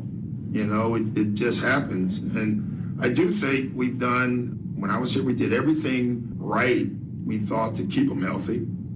And I know Nick has done the same thing as we talk. And, what the hell, an appendicitis? You can't make it up. You really can't. And, like I said the last time, if you just watch him play and work, man, I don't think people realize, obviously he won MVP, but how talented he is. And to not be healthy, you're not winning. You're just not. You're not winning without health. So. Yep, he's right. And that's where we are is 6 straight years. Okay, so next year's going to be different, right? No, it's not. Maybe it would. It could.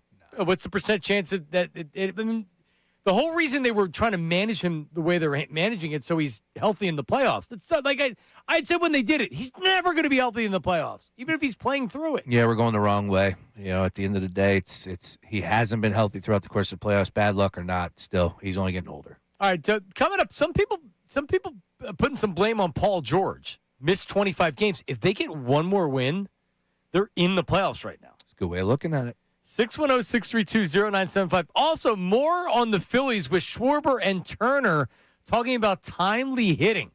That's coming up next. Middays with Marks, 97.5 The Fanatic. Now on 97.5 The Fanatic Sports Update. Winning in. I'm Patricia Caputo with your Fanatic Sports Update. The Flyers will take on the Hurricanes at home tonight. If the Fly Guys win, they will clinch a playoff berth for the first time in 5 seasons. Brian Boucher joined the morning show and discussed the impact of tonight's game. That feeling that if you do your job today, then you have a chance to be in the playoffs. I think it's going to be an electric atmosphere tonight. It's been a long time, and I just can't wait to see that crowd and the energy in that building. You can listen to Flyers Hurricanes starting at 7 p.m. live right here on The Fanatic. The Sixers will compete in the play-in tournament after finishing off the regular season as the number 8th seed on Sunday. The Sixers look to clinch a playoff spot. They'll start that against the Magic 7:15 p.m. on Wednesday. The Phillies are preparing for the Cubs to come to town. This is after they lost their weekend series against the Diamondbacks and fell below 500. The Phillies look to bounce back beginning at 6:40 p.m. against the Cubs. The Eagles traded with the Packers for wide receiver Dontavian Wicks Friday, and the Union have off until Saturday after defeating CF Montreal over the weekend. This update is brought to you by the Positive Coaching Alliance. Questions about youth or high school sports? Positive Coaching Alliance can help. PCAA national nonprofit develops better athletes and better people through sports. Info at positivecoach.org. I'm Patricia Caputo on the home of the Sixers, Flyers, and Union. 97.5 The Fanatic and The Fanatic.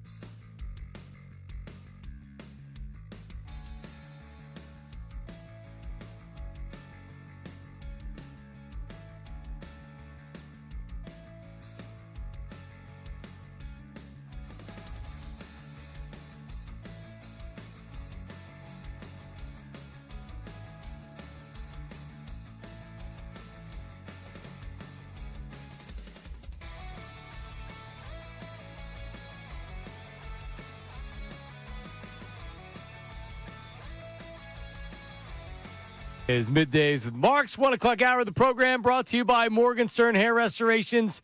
Great teams stick together. So does great hair. Morgenstern Hair Restoration championship results. Visit morgensternhair.com or call them 610-831-HAIR.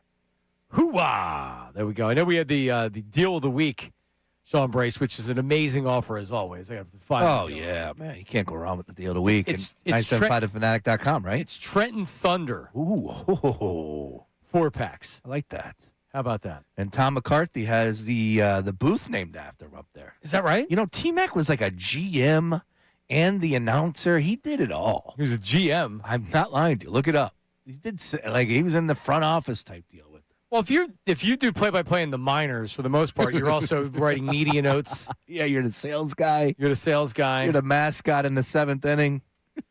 You do a little bit of everything. You know, I remember telling you this story a long time ago, but I did PA announcing for the Kinston Indians, which were like a single A or double A in Kinston, North Carolina.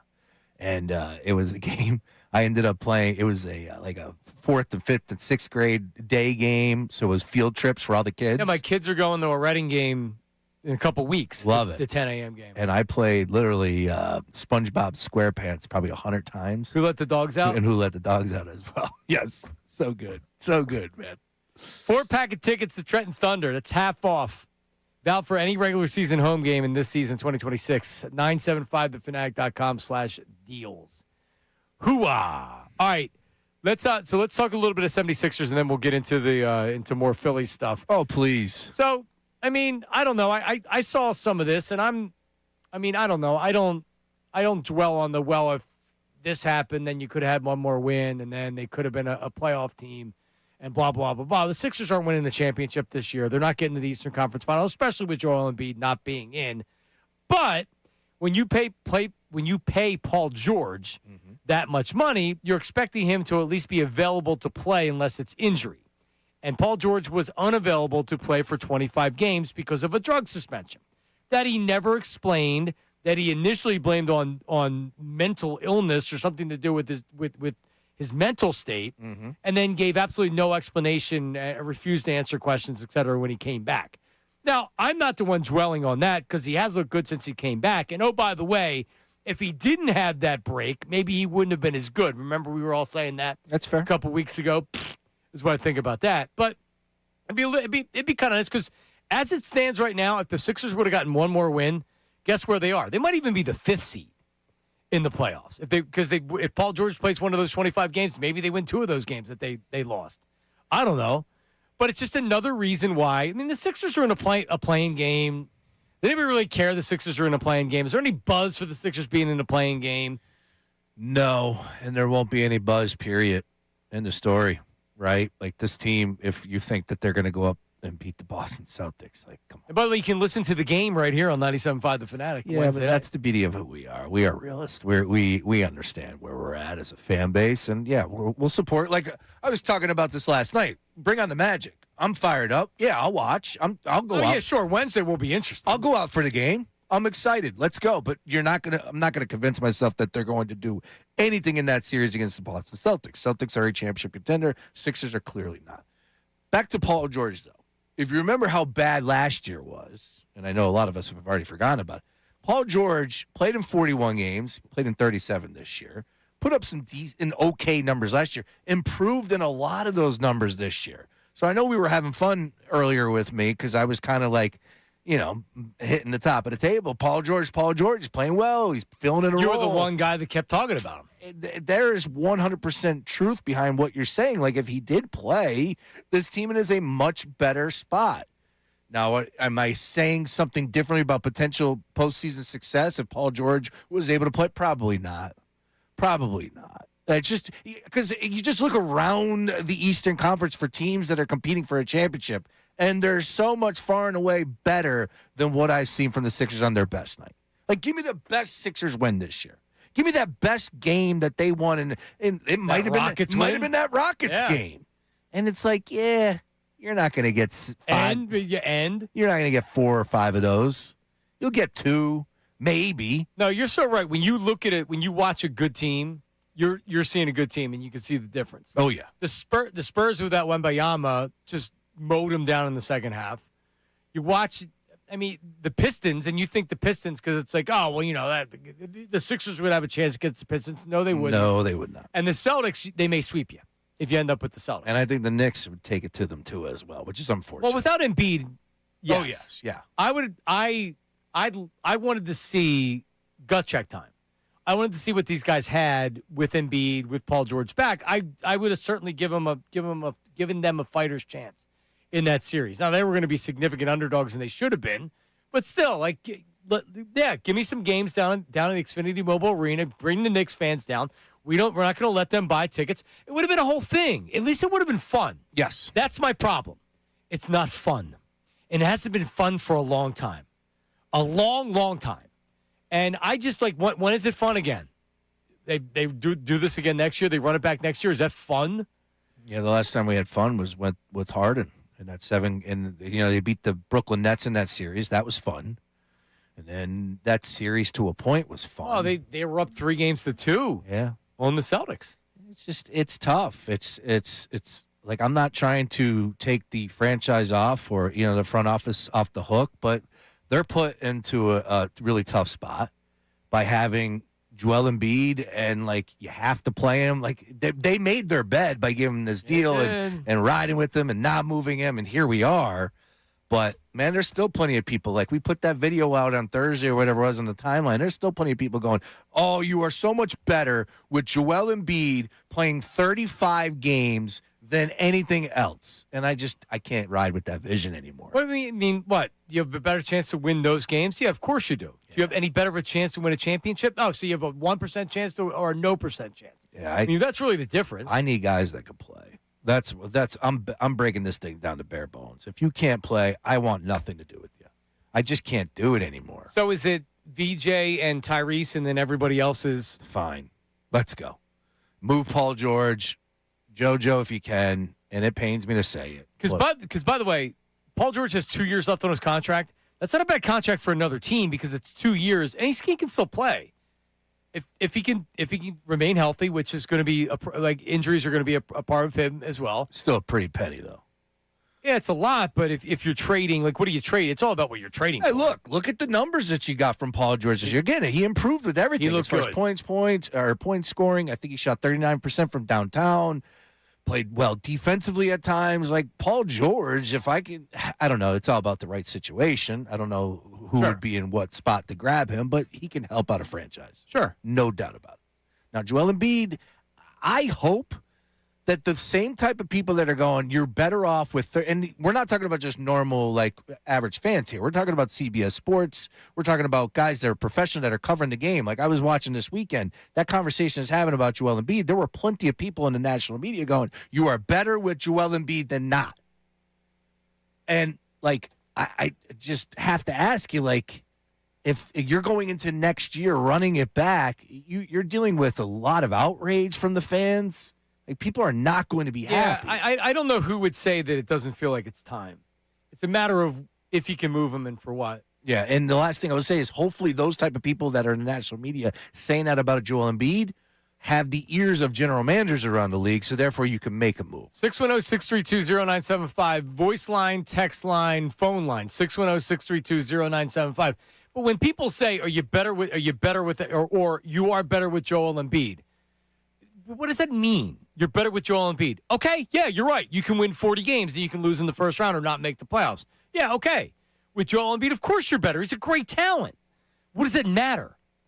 Right? Before the Sixers, when they tore everything up and they got rid of everybody and did the process, you were better off not tearing your team down as far as winning games. Is that what this is about? It's not about winning games. You have to honestly believe that you have a chance to win a championship and to be there. Whether it's the Eastern Conference Final, right? This isn't about winning a playoff series. Is that really where we are, Sean, in 2026? Winning a playoff series? You know how pathetic this is from where they were? How many years ago was that? How many years ago was Ben Simmons and the Hawks? What year was that? Man. How many years ago was Jimmy Butler and J.J. Redick And that, how many years ago? Long time ago. Dude, it's 2026. That What was are we 19, yeah. What are we talking about? This is 2026. 2021 was the Hawks. Okay. So you make your run, you don't get it, then you need to kind of regroup, and then you go back at it. There's been no regrouping.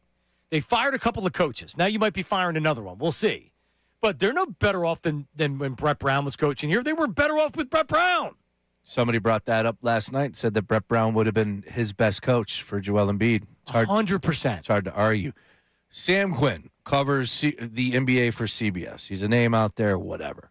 Paul Pierce stirred it up over the weekend and said that it's time for the 76ers to move on from Joel Embiid. He didn't say anything new. It's just your normal take. Sam Quinn said, how? ? This is easy to say and really hard to execute in practice. He has 3 Supermax years left on the contract. If someone wants to take the contract, I certainly let him. But then he goes on to say, I'd rather to get 30 to 40 all-NBA caliber games out of him than pay several draft picks to dump him. Well, he said pay several draft picks. In other words, you have to pay to get rid of them. Yeah, that's a tough one to swallow. I would need the details on what the trade is and everything else. I would assume that there are general managers out there in some city that could see, hey, man, like, hey, remember Andrew Bynum to the Sixers? You remember that? Give me that scenario for another city. We got all fired up about Andrew bleeping Bynum. Andrew freaking Bynum got everybody motivated. You think the Pelicans wouldn't be interested in Joel Embiid, former MVP? They've been dealing with their own with Zion. The Clippers, right. So, yeah. Clippers, yes. Clippers? Absolutely. Why not? Yep. Do it, Uncle Steve. Yeah. I don't know about the bad teams like the Grizzlies and the Kings, but the point is, yeah, everybody knows what you're getting yourself into, but just like what did Bobby Marks call them? The Embiid tees. The Embiid tees. The Embiid tees works around the NBA too. Yeah. And if you're not giving up anything, you're getting an MVP caliber player. 30 to 40 games. I don't want 30 to 40 games. I'm done looking at it like that. I'm out. I'm out on the Joel Embiid. Would you trade draft picks to get rid of him? I want new, man. I'm doing what I need to do to move him. I'm not going to get fleeced. No, I'm not going to get fleeced. But that contract is absurd. He's got a brand new deal. Right, but what dude said was that you're going to have to attach, because this is how Sam Hinkie got a bunch of draft picks. He took draft picks in return for taking bad salaries. Joel Embiid's it's a lot. It's a big contract. We know that he's habitually injured. He's not coming off of a knee injury or had to get surgery. He had to get surgery, but it's because of an appendix. So it's a whole different vibe right now around him. He might as well be coming off an injury. I'm with you, but I'm talking about from a general manager's vision, right? In the league. I'm telling you, I bet you there would be a GM or two out there that would love to bring him. All right, so look from a fan base perspective, right? Because they're not dealing with the daily muck that we've been dealing with Embiid for this many years. You're not excited as a fan of the Chicago Bulls? Terrible team, been struggling forever. You go ahead and bring a new coach in. Pelicans. Yep. Grizzlies. Kings. If you're a fan of those teams, you don't want to go see Joel Embiid play. You know what he looks like when he plays. No, Embiid's not going to be necessarily happy going to those teams. Oh, Joel Embiid. JoJo wants nothing to do of leaving this franchise. He runs the program. He's the franchise. No one tells him anything. You think he wants to leave? No, he's got it made. I just don't know if the Sixers are going to do it. Well, they gave him a new contract, so that tells you all you need to know. They don't want to do it. But that was Daryl Morey. Somebody else is going to come in here. Someone else might say it's the best thing. Let's go to Will in Brookhaven. Will, what do you got, man? What's up? Will, you talk, Will? Hello. What's up, Will? There you got it, man. Yeah, I wanted to piggyback off what y'all was saying as far as possibly trading Joel Embiid in the offseason or during the draft. Yeah. I actually agree with you. I would make an offer to the Pelicans because I would want the young center. What's his name? I forgot it. Begins with his last name. The guy from Baylor, the big man from Baylor, and Herb Jones. And I would give up that Rockets pick because New Orleans doesn't actually have a draft pick in this year's draft. So I would entice them, give them that pick and maybe future pick swap because I don't want to give up those future Clippers picks that we got. Yeah. I can't give up a lot to get rid of Embiid.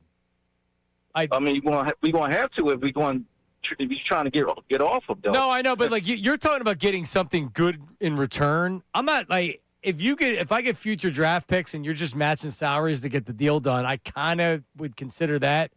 But as far as being like, hey, you got to give us 2 first-round draft picks just for us to take Embiid, that's tough, man. Because that's a really good deal for another team. I just don't see that happening. But what we did, Al Horford, what we had to do to get rid, we had to give up a draft pick to get him. It's crazy, yeah. Yeah, but you also got. I mean, you're right. Well, you're not wrong. And No, but Al Horford's also not a recent MVP like Embiid, but he does play because he's healthy.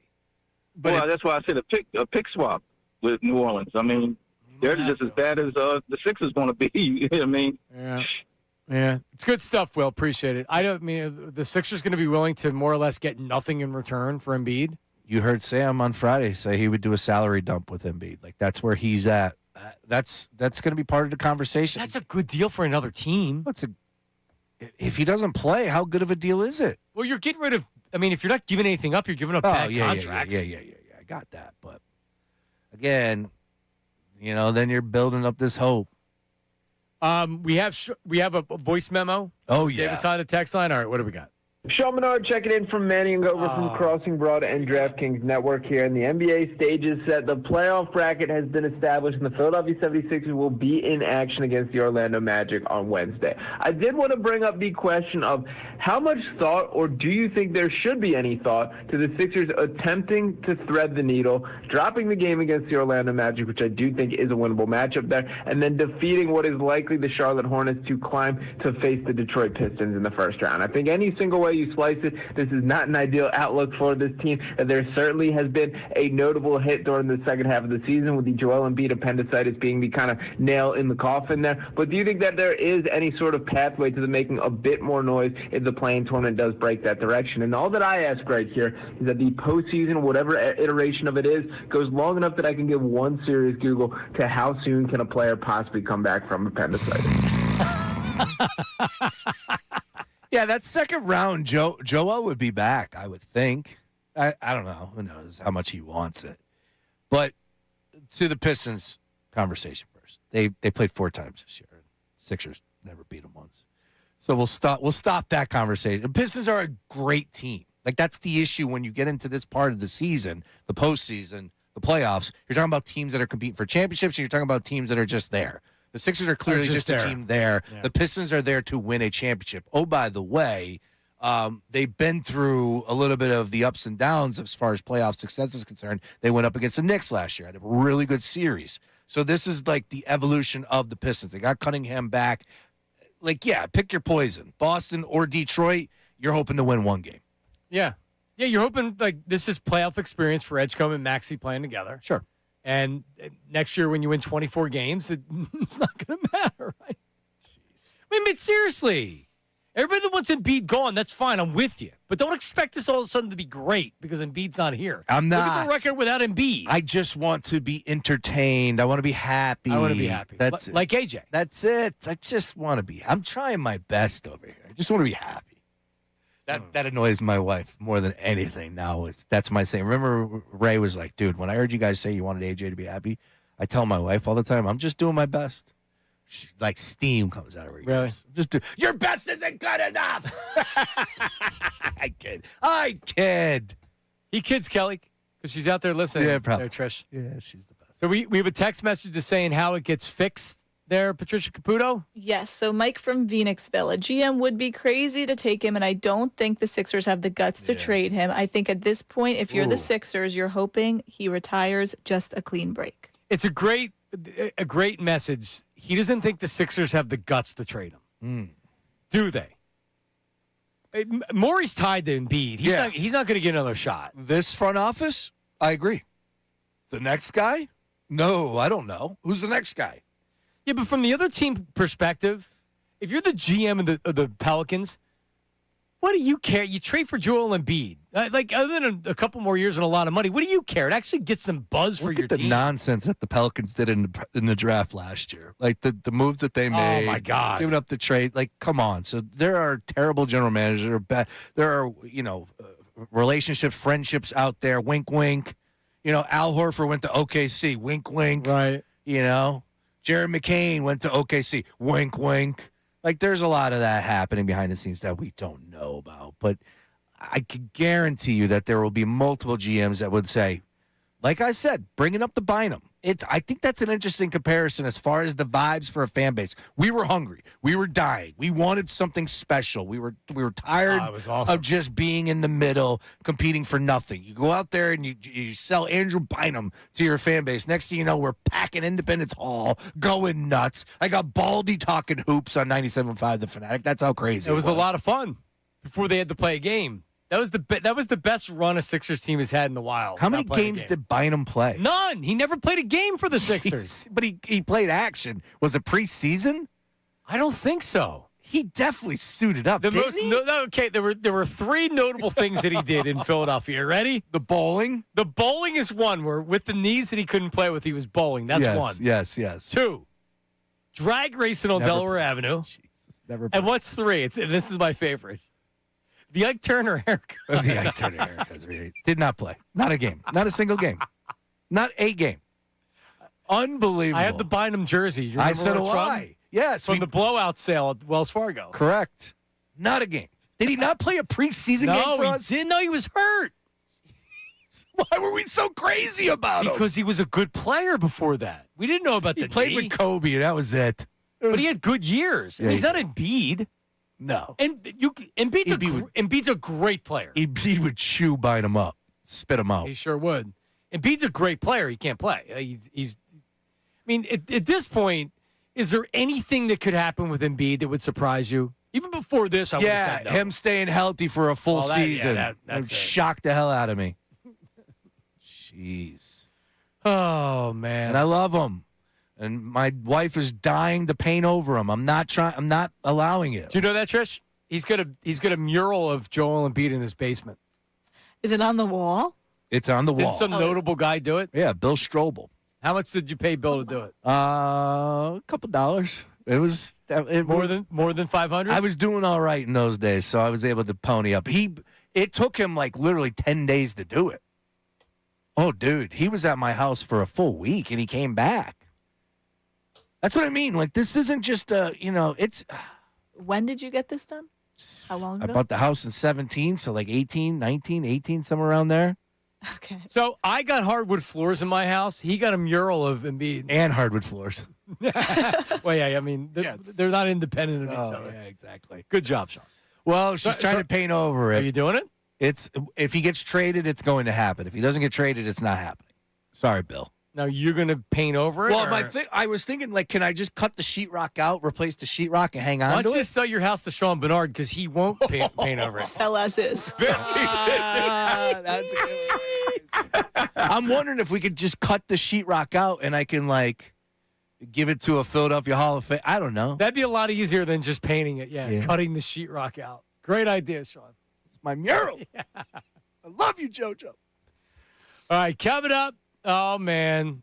The weekend recap with Sean Brace. Lots to recap, including the Masters, unfortunately. Oh, yeah. That's coming up next. Middays with Marks, 97.5, The Fanatic. Now on 97.5 The Fanatic Sports Update. I'm Patricia Caputo, and this update is brought to you by Positive Coaching Alliance. Questions about youth or high school sports? Positive Coaching Alliance can help. PCAA national nonprofit develops better athletes and better people through sports. Info at positivecoach.org. The Flyers will take on the Hurricanes at home tonight. If the Fly Guys win, they will clinch their first playoff berth since 2019, rather. That 2019-2020 season, Brian Boucher joined the morning show and discussed how the team's youthfulness could benefit them. Sometimes being naive and being dumb is good. I think you just go into a situation, you're excited to be there, you're excited to play, you don't overthink the situation, you just go and do your thing. You can listen to Flyers Hurricanes starting at 7 p.m. live right here on The Fanatic. The Sixers will compete in the play-in tournament after finishing the regular season as the number 8th seed. The Sixers look to clinch a playoff spot against the Magic starting at 7:15 p.m. Wednesday. You can listen to that game live right here as well. The Phillies are preparing to take on the Cubs. This is after they lost their weekend series against the Diamondbacks and fell below 500. Phillies looking to bounce back starting at 6:40 p.m. against the Cubs. This update is brought to you by Comer and Cross. Update your garage in one day with Comer and Cross. Take 50% off installation now. Call 1-800-NEW-FLOOR or go to comercross.com. I'm Patricia Caputo on the home of the Sixers, Flyers, and Union, 97.5 The Fanatic and the Fanatic app.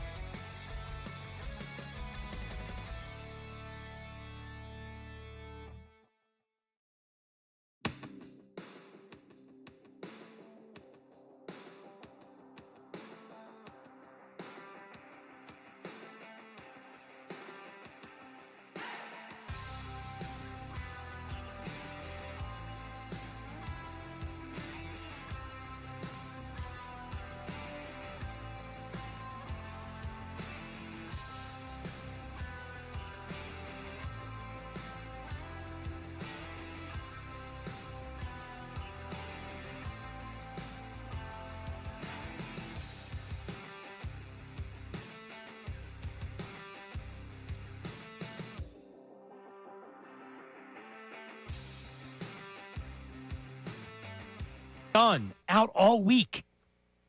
In for Bill Colarulo. Wow, that was means on assignment. Ricky's going to have to carry 2 shows now. Oh, how about that? What's up with Barkan? Where's he at? Ricky's handling all the heavy weightlifting these days. He's driving the postgame show. Do you know where Barkan is or no? I think he's just away on vacation. Oh, he's getting those days in. Yeah. Got to use them up. Yep. Okay. Early in the season. Rick's There. he's doing a great job. It's just, I feel like, because on Friday I tuned in, and I feel like Ricky is better suited when you tee him up because you know he wants to give it to you, right? Yeah, to your point, when you're driving the show, You can only, you can only do so much. You can yell and scream, but it's not Ricky, what do you think? Exactly. So it's a different element to it. Rick's doing a great job. Looks great on camera. Thinned up. Nice, man. Look at him. You see him outside? Dude's going to be disappearing on me soon here. Kelly, look out. I'm telling you right now. Sean gets older. He also, I'm telling you right now, the GLP's getting the phone call. I've been reading up. I'm on it, dude. Ricky's not GLP. I know he's not, but he's making, he's opening He's just my been eyes. walking and eating better. Yeah, apparently all he does is walk. Yeah, there you go. So Ricky today, though, I've been promised we're going to get full Ricky mode today based on the Phillies' behavior over the last however long. Yeah, it's go time. Like I said, Friday, I'm watching, and I tweeted out, give him the heater, Ricky. And he did. He did. But it's tough. Like, my man is doing it all. He's juggling, he's hosting, he's reading, he's got this, he's got that. You know, Ben Davis is next to him. It's like, all right, I need Ricky to really just give it the heater. Kevin from Delco checks in regarding Ray. He said, tell Ray wear sunscreen. I had cancer cut out of me 4 times in the last 3 years. Geez. Yeah, you have to be honest with it, right? Like, because that's this type of thing that you just don't know. You have to be proactive. You have to. You got to wear suntan lotion. It's easy to forget. You're going to a game and you're like, I didn't realize it was going to be this sunny. Ray is absolutely burnt. How old is Ray? 20. He'll be 26 next week. All right. Yeah, when I was 25, I didn't wear suntan lotion either. Right. When I was 25, I was tanning. I was in a tanning bed. Yes. I was doing it on purpose. When you were 25? Absolutely. Or when you were 30? Are you the Jersey Shore? I think. When we worked together, Yeah, he was in his early 30s. He was going to the tanning. Tanning. He would come in and be Once like, a week. You're like Pauly D. Once a week. During the winter months, I would need a little color. There's nothing wrong with that. We'd burn a little skin. No little carcinogens. There's once a nothing week. wrong with it. I used- Look up the side effects. You know, I was using Roundup this weekend. My wife was like, are you kidding me? What are you using that for? I'm like, they still sell it. You know what? We don't have enough time to get into But what are we supposed to use if you don't use the weed killer? That's what my point. Organic based? No, you gotta get into the Got to soil. kill it at its root. Yeah. There were things that. Okay, never mind. I got new mulch this week. Oh man. Oh, did you get the fresh mulch? Yeah, the front yard's looking nice. I didn't do the mulch. I got these hand blowing glass mushrooms that light up. Got them from Costco. They're in the front. Oh, it looked good. Looking good right Look now. at the landscaper, Sean Brace. Mr. Green Thumb. All right, everybody. It's time for Sean's weekend recap. What do we got? Oh, we got a lot to get to. I got Trish riding with me here. We're going to open up. A couple events took place over the weekend. You might have heard. Of course, we're going to close up with what took place in the NBA. Final day. All teams played 82. But we open up in the world of Major League Baseball. And on Friday night down in Baltimore, are you aware that there is a whistling Hall of Fame, John Marks? You a good whistler? Yes. All right. Well, apparently this is the 4-time whistling champion, Chris Ullman, and he did the national anthem down there for the Orioles. Let's have a listen. 4-time whistling champion and member of the Whistling Hall of Fame, Chris Ullman, who will now honor our nation with his rendition of our Star-Spangled Banner. As I just said.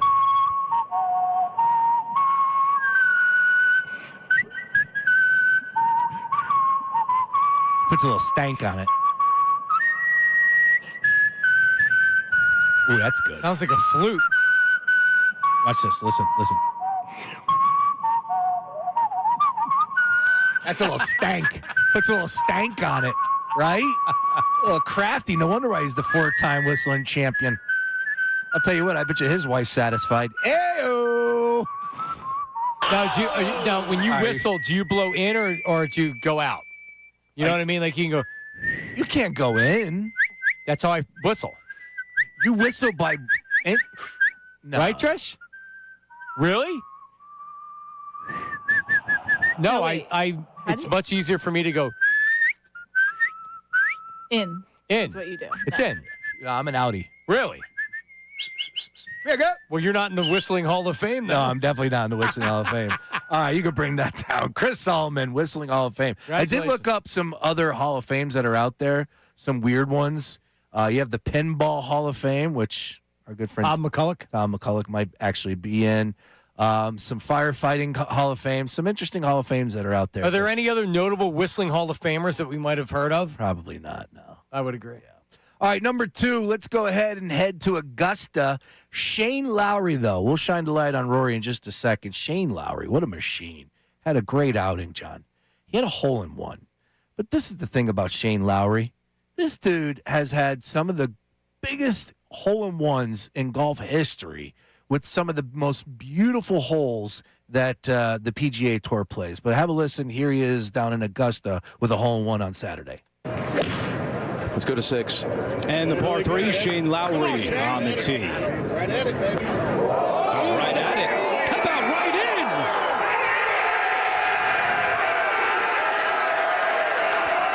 A hole-in-one for Shane Lowry.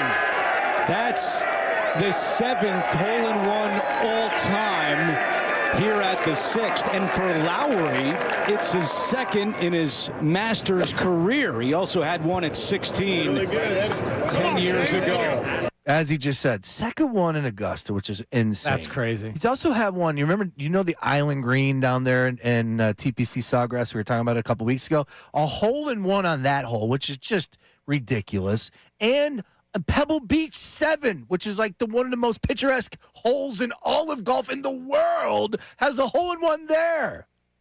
Dude, he's a hole-in-one machine. As Ray would say. How about that? All right, so again, Rory McIlroy got the job done, though. 4th time in Masters history. Somebody went back-to-back, belly-to-belly. Rory dominated. It was a true Rory experience because he was up through 36, gives it back, takes it, and ultimately is walking home with a $4.5 million purse for his efforts. The 2026 Masters purse increased this year, John Marks, to $22.5 million. That's good pay if you can go ahead. Can I ask you real fast, why couldn't CBS get a shot of him putting to end it? Is this their first year doing the tournament? Let me just say this. I thought that they did a phenomenal job through 3.5 days. The coverage was perfect. They were involving the aerial, the drone cams. Right. It was perfect. And then all of a sudden, it was just like somebody threw up all over the booth out back. Like, I don't know what was going on. They missed literally the 2 shots at the end. Yeah. And then the angles that they got with the putt and then Rory out of the sand, it was just a bad job. It's all you could say. Like, no one needs to lose their job over it. But, man, anyways. All right, and finally, let's go ahead and do this. Michael Bridges. From Game 82 you might have known about Michael Bridges, former 76er great. Yeah. Villanova legend. For a couple seconds. Let's go ahead and have hear how it sounded on MSG yesterday. Game 82 for Bridges and why it was important. And Deuce McBride, intentional foul, and he lets Brandon Miller know it because Mikal Bridges' streak continues. He only played, I think it was it 6 seconds last year? That's 23 seconds this year as he continues his streak. And Clyde, some people get annoyed by that, saying, oh, it's not legitimate. It is absolutely legitimate as Alvarado comes up with the steal because he would go out and play 35 minutes tonight. He was ready to play. He's always ready to play and deserves to have this because clearly they don't want him getting hurt in a meaningless game. Right, it's the circumstances. Bridges played in all 83 games, including the NBA Cup final this year. And as you just heard, he kept the streak alive. He's in the top 10. I think it's 638 games played streak, which is pretty cool. Yeah, man. And, oh, by the way, he would have played a full 30, 35 minutes, as you just heard. But fair or foul, he goes in for 23 seconds, gets pulled, and the streak stays alive. I mean, it's fugazi, but, it's... I mean, technically he played, so you got to give it in there. But, like, the fact that the game didn't mean anything, I don't know, man. I mean, taking him in and taking him out is kind of bogus. How many players do you think played 82 games this year in the NBA? All 82. If you had to give me 3. 18 players played all 82 games. 18? 18. Wow. Back in my day, that used to just be a given. Michael Jordan never missed a game, John. We'd never miss a game. I mean, like he would have leg amputated. Coming up, YouTube chat recap, and we'll play the Trey Turner talking about timely hitting. That's coming up next.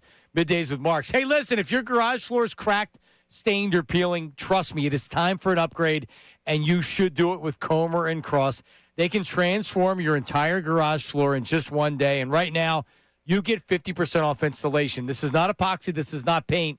A Comer and Cross floor is the gold standard, guaranteed to never chip, crack, or show tire lift ever, and they handle everything. They'll move your items out. They'll repair the cracks and damage, and then they install a custom finish that looks like a showroom floor, and it's 50% off installation.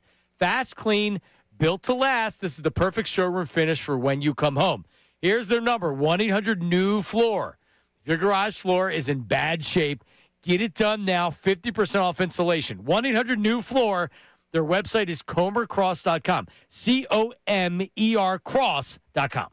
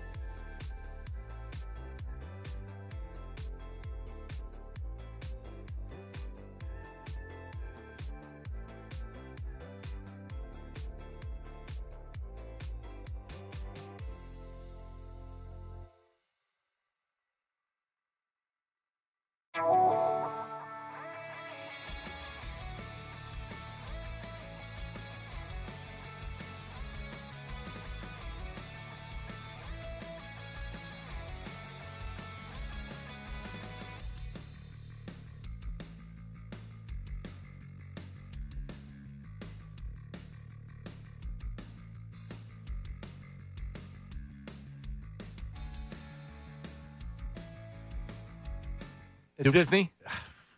God bless him. I don't know when he arrived, but I didn't see any. I don't know if he's going to put a lot on social media. Normally, you're there. You'd be there by now, right? Oh man, I don't know. I don't know when he left. I'm telling you, it's a lot of work. It really is. You just did it. Like, it's a lot of work with Disney.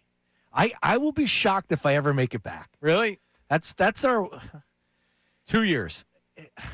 And next time I'm driving and we're staying in a Verbo. And why? What was the big appeal for you and your family at Disney that you would go back?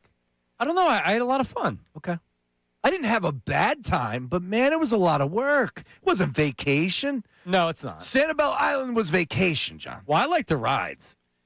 Look, you can go to Dorney Park. You can go to Great Adventure. Yeah, screw those places. The Mall of America, or the mall up there by the Meadowlands. Yeah, that's got rides. Yeah, that is fun. Right? I've been you there. go to Poconos. Isn't there an amusement park in the Poconos somewhere? Sure. Okay. Clementon Park, is that still around? Ride all you want. Ride your little heart I don't out. know. I had a really, really good time. I had a much better time than I thought I was going to. Over 10K?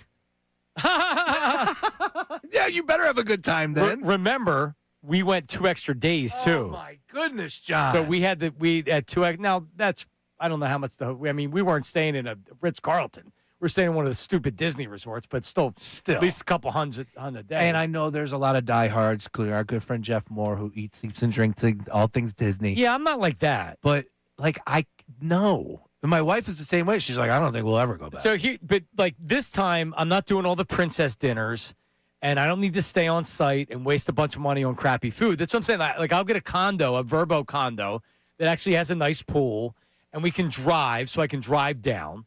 Because think about it, especially now, flying, a family of 5 flying, you're spending at least, I think it was like $3,200 or something to fly down.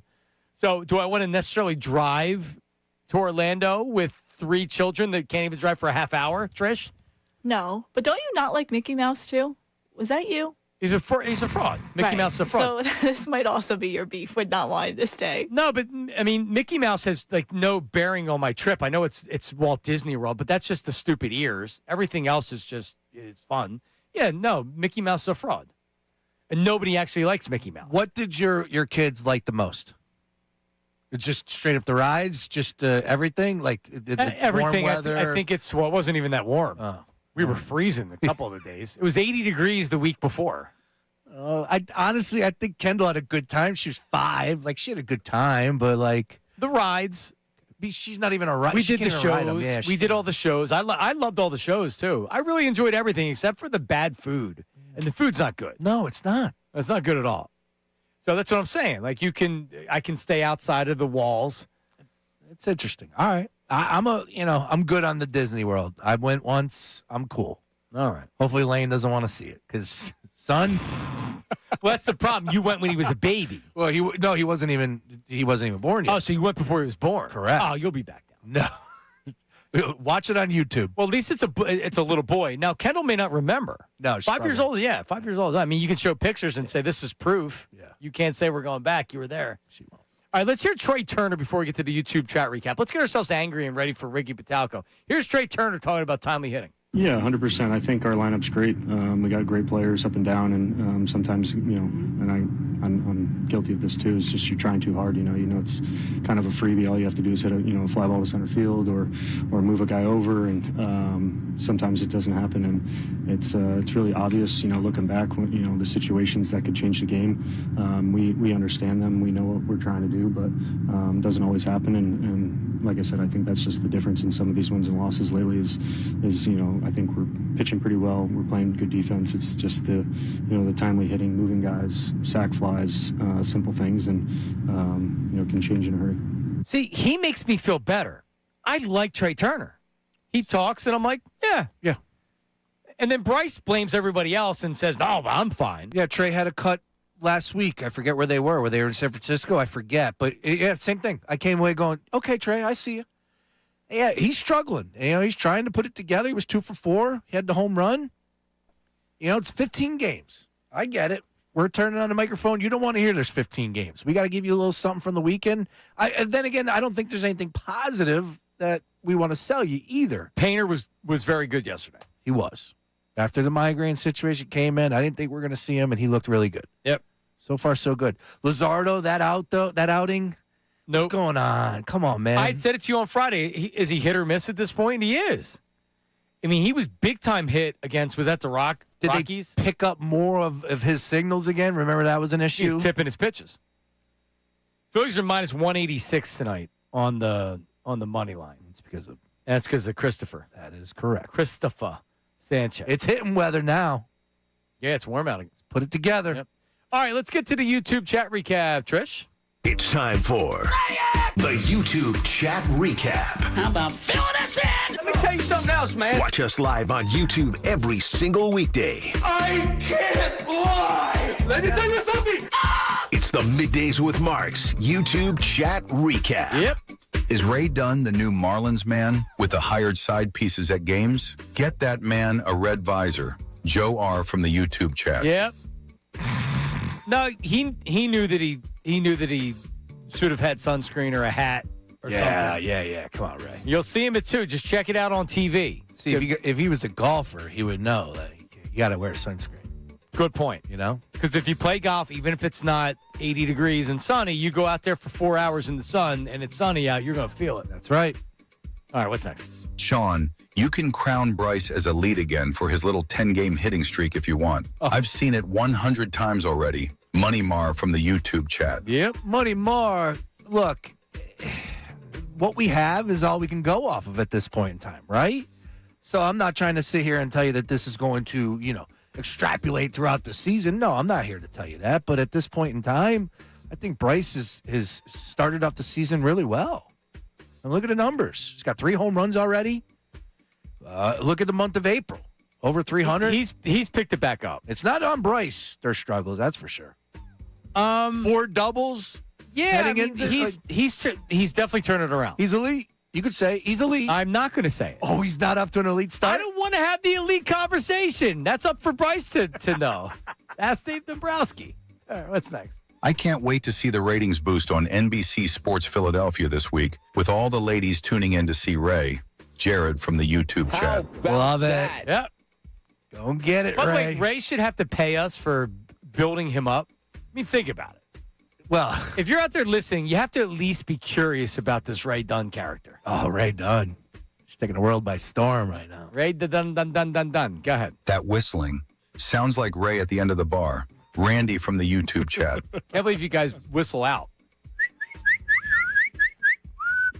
I can barely do whistling out. Yeah, I can't whistle in. Yeah, like whistling in seems backwards. I'll bet you that Hall of Famer whistles in.